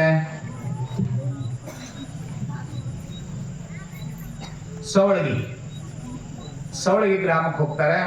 ಸವಳಗಿ ಗ್ರಾಮಕ್ಕೆ ಹೋಗೋದ್ರೊಳಗ ಇವ ಸಾಧು ಮಹಾರಾಜ ಇವ್ರೇನು ಮೈ ತುಂಬ ಬೂದಿ ಬಿಡಕರು, ಭಸ್ಮ ಹಚ್ಕೊಳ್ಳೋರು, ಇವತ್ತು ಹಚ್ಕೊಳ್ಳೋರು, ಕೊಳ್ಳಾಗಿಟ್ಟು ರುದ್ರಾಕ್ಷಿ, ಕೈಯಾಗ ಒಂದು ದಂಡಕೋಲ, ಅದೊಂದು ತೀರ್ಥ ಇರ್ತಕ್ಕಂಥ ಮಣೆ, ಅದನ್ನೆಲ್ಲ ಹಿಡ್ಕೊಂಡು ಚಂದ್ರ ಬಗಲಿಗೆ ಒಂದು ಜೋಳಿಗೆ, ಜಡೆ ಸಿಕ್ಕಾಪಟ್ಟಿ ಜಡೆ ಇತ್ತು, ದೊಡ್ಡ ಆಳ ಹೋಗಿ ಬೆಟ್ಟ ಉಳ್ದಂಡೆಗೆ ಅಂದ. ಯಾರನೇ ಅಂದ ಇಪ್ಪ ನಾವೇನು ದೇಶ ಸಂಚಾರಗಳು ಅಂತ ಹೇಳ್ದ. ಸಾಧರು ಸಂತರು ಅಂದ್ರು ಏಯ್ ಯಾವನ ಕಳ್ಳ ಮಗ ಇರಬೇಕಿವ ಅಂದ್ರು. ಅವರು ಹಗಲ್ಯಾಕ ನೋಡು ಕಳ್ಳ ಕಳ್ತನ ಮಾಡ್ತಾನೆವ ಅಂದ್ರು. ಯಾಕಂದ್ರೆ ರಾತ್ರಿ ಕಳ್ತನ ಇದ್ದಿದ್ದ ಆ ಟೈಮ್ದಾಗ ಅವಾಗಂದ್ರು ಇಂಥವ್ರೆ ಕಳ್ತನ ಮಾಡೋರು ಹೊರಗೆ ತರಲೆ ಊರಾಗ ಬಿಡ್ತಾರ ಅಂದ್ರು ಪ್ಲೇನೆ ಹಂಗ ಒಬ್ರು ಸಾಧುರು ಅದರ ಸತ್ಪುರುಷರ ಅದರ ಹಂಗೆಲ್ಲ ಅನ್ಬಾರ್ದು ಅಂತ ತಿಳ್ಕೊಂಡು ಹಂಗೆ ಒಬ್ರು ಕಾಳಜಿ ಮಾಡ್ತಿದ್ರು, ಒಬ್ರು ಬೈತಿದ್ರು. ಬೈಯಾರ್ದಾಗೆ ಕಿಡಿಗೇಡಿ ಹುಡುಗರು ಹಂಗೆ ಕಲ್ಲು ತಂದು ಹೋಗದಾಗಿತ್ತು. ಕಲ್ಲು ತೆಗೆದು ಬಗೆಯಿಟ್ಟೆ ತಡ ಹಂಗೆ ಹುಲಿ ರೂಪ ತಾಳೆ ಬಿಟ್ಟ. ಯಾರು ಲಚ್ಚಾಣ ಸಿದ್ಧಲಿಂಗ ಮಾಸ್ರು ಹುಲಿಯಾಗಿ ಗುಡು ಹೊಡೆದ. ಅದ್ರಾಗ ನಮ್ಮ ಮತ್ತು ಪುಕ್ಕಿದ್ದವ್ರು ಹಾರ್ಗ ಮನೆಗೆ ಹಂಚಿ. ಅದ್ರಾಗ ಧೈರ್ಯ ಇದ್ದವ್ರು ಇರ್ತಾರ್ರಿ, ತೋರ್ಲೆ ಬಡಿಗಂದ್ರು. ಇದು ಹೆಂಗ ಹುಲಿ ಹೋಗ್ತಾ ಊರ ಹೆಂಗ್ ಇರ್ತೈತಿ, ತಗೋ ಬಡಿಗಂದ ಹಂಗೆ ಬಿದ್ರ ಬಡಿಗೆ ತಗೊಂಡ್ರು. ಒಬ್ರು ಕಲ್ಲು ತಗೊಂಡ್ರು, ಒಬ್ರು ಕವಣಿ ತಗೊಂಡ್ರು, ಒಬ್ರು ಏನೋ ಆಯುಧಗಳು ತಗೊಂಡು ಬೆನ್ನ ಹತ್ತಿದ್ರು. ಹಂಗೆ ಹುಲಿ ಓಡ್ಕೋತ ಎಲ್ತಾನ ಬಂತು ಅಂದ್ರ ಲಜ್ಜಾಣತನ ಬಂತ ಸಿದ್ಧಲಿಂಗ ಹುಲಿ ವೇಷದೊಳಗ. ಅವಾಗ ಇವ್ರು ಹಂಗೆ ಬಡಿಗೆ ತಗೊಂಡು ಬೆನ್ನ ಹತ್ಕೋತ ಈ ಕಡೆ ಹೋಯ್ತು ಹುಲಿ, ಈ ಕಡೆ ಹೋಯ್ತು ಅನ್ಕೋತ ಇವರು ಲಜ್ಜಾಣಕ್ಕೆ ಬಂದ್ರು. ಅಲ್ಲೇ ಮಠದ ಒಂದು ಜನ ಸಾಗರ ಇತ್ತು. ಅವಾಗ ಸಾಮಾನ್ಯ ಸಾಧುರು ವಿಷಯಾಗಿ ಅಲ್ಲೇ ಕೂತು ಬಿಟ್ಟಿದ್ದ. ಗುರು ಶಂಕರಲಿಂಗ ಮಹಾರಾಜ್ ನೆನ್ತಾನೆಪ್ಪ, ಇಷ್ಟೆಲ್ಲಾ ಮಂದಿ ಬಂದು ಬಡಗಿ ತಗೊಂಡು ಹೊಡ್ಯಾಕ್ ಬಂದವ್ರು. ಹೋಗುರುವೆ ನಾ ಏನ್ ಮಾಡ್ಲಿ ಅಂದ. ಯಪ್ಪ ನಿನ್ನ ನಿಜ ರೂಪ ತೋರಿಸು, ಅಲ್ಲೇ ಹೋಗ್ಬಿಡ್ತಾರ ಅವರು ಅಂದ. ಹೊಳ್ಳೆ ಆ ಪ್ರಕಾರ ಸಾಧುರು ವಿಷಯಾಗಿ ಅಲ್ಲೇ ಕೂತು ಬಿಟ್ಟಿದ್ದ. ಇನ್ನು ಅಗಳೆ ನಮ್ಮವರೆಗೆ ನೋಡಿವಲ್ಲ ಇಲ್ಲ ಹೆಂಗ್ ಬಂದ ಅಂದ್ರು. ಅವನೇ ಹುಲಿಯಾಗ ಬಂದ, ಇವನಿಗೆ ನಾವು ಹೊಡ್ಲಿಕ್ಕೆ ಬಂದಿದ್ದೆ ಒಂದು. ಯಪ್ಪ ಇವನ್ ದೊಡ್ಡ ಶರಣಲ್ಲ. ಅಲ್ಲಿ ಹುಲಿ ರೂಪ ಅಂತಾನೆ ಇಲ್ಲಿ ತನಕ ನಮಗೆ ಓಡಿಸ್ಕೊತ ನಾನಲ್ಲ, ಇವ ಸಾಮಾನ್ಯ ದೇವರಲ್ಲಪ್ಪ, ಸಾಕ್ಷಾತ್ ಈಶ್ವರನವರ ತಿಳ್ಕೊಂಡು ಯಪ್ಪ ಸಿದ್ಧಲಿಂಗ ಮಹಾಶಿವನು ಸರ್ವತಾ ತಪ್ಪಗೆದ ನನ್ನ ಕಾಪಾಡುತ್ತಂತೆ ಅಂತ ತಿಳ್ಕೊಂಡು ಇಡೀ ಸವಳಗಿ ಗ್ರಾಮದ ಎಲ್ಲಾ ಭಕ್ತಾದಿಗಳು ತಂದೆ ತಾಯಿಗೆ ಬೆನ್ನತ್ತಿದ್ರು. ಇನ್ನೆಂದೆಂದೆಂದು ನಾವು ಈ ಕೆಲಸ ಮಾಡೋದು ತಂದೆ ನಾನು ಉದ್ಧರಿಸಿ ತಿಳ್ಕೊಂಡು ಅಷ್ಟು ಮಂದಿ ಅಡ್ಡ ಬಿದ್ರು. ಇರ್ಲಿಪ್ಪ ಅಂತ ತಿಳ್ಕೊಂಡು ನಿಮ್ಗೆಲ್ಲಾ ಕಲ್ಯಾಣಗಳಲ್ಲಿ ತಿಳ್ಕೊಂಡು ಸಿದ್ಧಲಿಂಗ ಮಹಾರಾಜರು ಆಶೀರ್ವಾದ ಮಾಡ್ಯನ್ನ ಯಥಾ ಪ್ರಕಾರ ಕಳಿಸ್ತಾರ. ನಾಳಿನ ದಿವಸ ದಿಗಂಬರೇಶ್ವರಿ ಚರಿತ್ರೆ ಹೇಳೋಣ. ನೀವು ನಾಳೆ ಎಲ್ಲ ಹೆಚ್ಚಿಗೆ ಬರ್ರಿ. ಯಾಕಂತ ಕೇಳಿದ್ರೆ ಮತ್ತೊಂದು ಸ್ವಲ್ಪ ಹೊಸ ವಿಚಾರಗಳನ್ನು, ಯಾಕಂದ್ರೆ ದಿಗಂಬರೇಶ್ವರ ಹೆಂಗ ಬಂದ, ಯಾರನ್ನ ಕರ್ಕೊಂಬಂದ್ರು, ಎಷ್ಟು ದಿವಸವರೆಗೆ ಎಲ್ಲಿದ್ದ, ಬರ್ಲಕ್ಕ ಕಾರಣ ಏನು, ಬಂದಿಲ್ಲ ಆಗಿರ್ತಕ್ಕಂಥ ಪವಾಡಗಳೇನು, ನಮ್ಮೆಲ್ಲರನ್ನು ಉದ್ಧರಿಸಿದ ಯಾಕ, ಅವನ್ನೆಲ್ಲ ಇಷ್ಟೆಲ್ಲ ಮಂದಿರ ಆಗ್ಬೇಕಾಗಿತ್ತು, ಅಗ್ಗಿ ಆಗ್ಬೇಕಾಗಿತ್ತು, ಮೆರವಣಿಗೆ ಆಗ್ಬೇಕಾಗ್ಯದ, ಪಲ್ಲಕ್ಕಿ ಆಗ್ಬೇಕಾಗ್ಯದ, ಇನ್ನೂ ಏನೇನ ಕೆಲಸಗಳನ್ನ ಆಗಬೇಕಾಗ್ಯದ. ಅವನು ಬಂದು ಈ ಶಿವನ ಸ್ವರೂಪ ಆಗಿರ್ತಕ್ಕಂಥ ಮುಂದೆ ಯಾಕೆ ನೆಲೆಸ್ಬೇಕಾಗಿತ್ತು, ಅದು ಇದು ಸ್ಮಶಾನ ರೂಪದಲ್ಲಿರ್ತಕ್ಕಂಥ ಜಾಗದೊಳಗೆ ಯಾಕೆ ನೆಲೆಸ್ಬೇಕಾಗಿತ್ತು. ಹಿಂಗ ಹಲವಾರು ಅವನ ಚರಿತ್ರೆಯನ್ನ ಯಾರ್ಯಾರು ನಿಮ್ಮ ಊರಿಗೆ ಹಿರಿಯರವನ್ನ ಮತ್ತು ಆ ಟೈಮ್ದ ಸಿದ್ಧಲಿಂಗ ಮಹಾರಾಜರು ಕೂಡ ಇಲ್ಲಿ ಕಳಿಸಿದ್ದ. ಅವನು ಏನೇನು ಮಾಡಿ ಉಳಿಸಿದ ಏನಿಲ್ಲ ಅಂತಕ್ಕಂಥದ್ದು ನಾಳಿನ ದಿವಸ ನಿಮ್ಮೆಲ್ಲರಿಗೆ ಏನಂತ ಕೇಳಿದ್ರೆ ದಿಗಂಬೇಶ್ವರ ಚರಿತ್ರೆ ಬಹಳ ಅದ್ಭುತವಾಗಿರ್ತಕ್ಕಂಥ ಚರಿತ್ರೆ. ಸಿದ್ದಪ್ಪ ಮಹಾರಾಜ ಚರಿತ್ರೆ ಹೆಂಗಂದ್ರೆ ಅವರೆಲ್ಲ ಒಂದೇ ಸಮಕಾಲೀನರು ಅಂದಾಗ ಇವರೆಲ್ಲ ಶಿವನ ಸ್ವರೂಪಗಳು, ಶಿವನ ಮಕ್ಕಳು. ಇವರೆಲ್ಲ ಯಾಕಂದ್ರೆ ಗುರುವಿಗಾಗಿ ತಮ್ಮ ಜೀವನವನ್ನ ತ್ಯಾಗ ಮಾಡಿರ್ತಕ್ಕಂಥವ್ರು ಇವರು. ಅದಕ್ಕಾಗಿ ಸಾಕ್ಷಾತ್ ಈಶ್ವರನ ಸ್ವರೂಪಿಯಾಗಿ ಬಂದಿರತಕ್ಕಂಥ ದಿಗಂಬರೇಶ್ವರ ಚರಿತ್ರೆ ನಾಳೆ ಬಹಳ ಅದ್ಭುತವಾಗಿರ್ತಕ್ಕಂಥ ಚರಿತ್ರೆ ಇದೆ. ದಯಮಾಡಿ ಎಲ್ಲ ತಾಯಂದಿರು, ತಂದೆ ಬಳಗ ಎಲ್ಲರೂ ಕೂಡ ನಾಳೆ ದಿವಸ ಇದಕ್ಕಿಂತಲೂ ಸ್ವಲ್ಪ ಹೆಚ್ಚಿಗೆ ಬಂದು ನನ್ನ ಕುಲದೈವ, ನನ್ನ ಬೇಡಿದ ವರ ಕೊಡ್ತಕ್ಕಂಥ ಗುರುವ, ನನ್ನ ಗ್ರಾಮದ ಗ್ರಾಮದೇವ, ಅವನ ಚರಿತ್ರೆ ನಾನು ಕೇಳಿ ಪುನೀತ ಆಗಬೇಕು ಅಂತ ತಿಳ್ಕೊಂಡು ನಿಮ್ಮೆಲ್ಲರ ಹಂಬಲ ಇನ್ನಷ್ಟು ಹೆಚ್ಚಿಗೆ ಬರ್ರಿ. ಅವನ ಚರಿತ್ರೆ ಹೇಳ್ತಕ್ಕಂಥ ಶಕ್ತಿ ನನಗ ಕೊಟ್ಟಪ್ಪ ಭಗವಂತ. ಏನೋ ಒಂದು ಶ್ರೀನಿವಾಸ ಹಿರಿಯರ ಬಾಯಲ್ಲಿ ಕೇಳ್ಕೊಂಡು ಹಿಂದಿಂದ ಮುಂದಿಂದ ಹಿಂದ ಹೋಸಲ ಒಂದ್ ಸ್ವಲ್ಪ ಚರಿತ್ರೆ ಒಂದ್ ದಿವ್ಸ ಅರ್ಧ, ಒಂದ್ ದಿವ್ಸ ಈ ವರ್ಷ ನಾಳಿನ ದಿವಸ ಎಷ್ಟು ಸಾಧ್ಯ ಆಗ್ತದೆ. ಆ ಭಗವಂತ ಎಷ್ಟು ಜ್ಞಾನವನ್ನು ಕೊಡ್ತಾನೆ. ಕವಿರತ್ನ ಕಾಳಿದಾಸ ಎಷ್ಟು ದಡ್ಡಿದ್ದ, ಕುರಿ ಕೈತಿದ್ದ, ಅದೇ ಟೊಳ್ಳೆ ಕಡಿತಿದ್ದ. ಅಂತ ದಡ್ಡನಾಗಿರ್ತಕ್ಕಂಥವನಿಗೆ ಸಾಕ್ಷಾತ್ ಜಗನ್ಮಾತೆ ದೇವಿ ಆಶೀರ್ವಾದ ಮಾಡಿ ಓಂ ಅಂತಕ್ಕಂಥ ನಾಲಿಗೆ ಮೇಲೆ ಬೆಳೆದ್ರು ಕುಲನೆ ಅವ ಏನಾದ, ಕವಿಯಾದ, ಮುಂದ ರತ್ನ ಆದ, ಈ ಜಗತ್ತ ಪ್ರಸಿದ್ಧ ಆಗಿರ್ತಕ್ಕಂಥ ಕಾಳಿದಾಸ ಯಾವ ರೀತಿ ಅದ ಆ ರೀತಿ ಒಳಗ ಏನೂ ಇಲ್ಲ ಅಂತಕ್ಕಂಥವನು ನಾನು ಅಜ್ಞಾನಿ ಬಾಲಕನ ಬಾಯಿಂದ ಆ ಸದ್ಗುರುವಿನ ಚರಿತ್ರೆ ನಿಮ್ಮೂರಿನವರೇ ಬರೆದು ಕೊಟ್ಟಿರ್ತಕ್ಕಂಥ ಇತಿಹಾಸ, ನಿಮ್ಮೂರಿನವರೇ ಹೇಳಿರ್ತಕ್ಕಂಥ ಹಿರಿಯರ ಬಾಯಿಂದ ಬಂದಿರ್ತಕ್ಕಂಥ ನುಡಿಯನ್ನ ಈ ಅಜ್ಞಾನ ಬಾಲಕನ ಬಾಯಿಂದ ನೀವೆಲ್ಲ ಕೂರಿರ್ತಕ್ಕಂಥ ತಂದೆ ತಾಯಿ ಬಳಗ ನಮ್ಮ ಊರ ಮಗು ಹೆಂಗ್ ಹೇಳ್ತಾನೆ, ನಮ್ಮ ಊರು ದೇವರ ಚರಿತ್ರೆ ಅವನ ಬಾಯಲ್ಲಿ ಹೆಂಗ ಬರ್ತದ ಆ ನುಡಿಯನ್ನ ನಾವು ಭಕ್ತಿಯಿಂದ ಕೇಳೋಣ. ಆ ಶಾಸ್ತ್ರಿಗಳಿಗಿಟ್ಟು ನಾವು ಊರು ಹೊತ್ತಿಂದ ಆಶೀರ್ವದಿಸ್ತೀನಿ ಅಂತಕ್ಕಂಥ ಭಕ್ತಿಪೂರ್ವಕವಾಗಿ ನೀವೆಲ್ಲರೂ ನಾಳೆ ದಿವಸ ಬಂದು ಆ ಚರಿತ್ರೆಯನ್ನು ಆಲಿಸ್ತೀರಿ ಅಂತ ತಿಳ್ಕೊಂಡು ಮತ್ತೊಮ್ಮೆ ನಿಮ್ಮೆಲ್ಲರ ತಂದೆ ತಾಯಿಯ ಪದಾರ್ಧಗಳಲ್ಲಿ ನಾನು ಶರಣಾರ್ಥಿ. ಈಗ ಮಂಗಲ ಕಾರ್ಯಕ್ರಮ ಪ್ರಾರಂಭ ಆಗ್ತದೆ. ದಯಮಾಡಿ ಮಂಗಲ ಕಾರ್ಯಕ್ರಮ ಎಲ್ಲರೂ ಪ್ರಸಾದವನ್ನು ತೆಗೆದುಕೊಂಡು ಯಾರು ಹಂಗೆ ಹೋಗ್ಬೇಡ.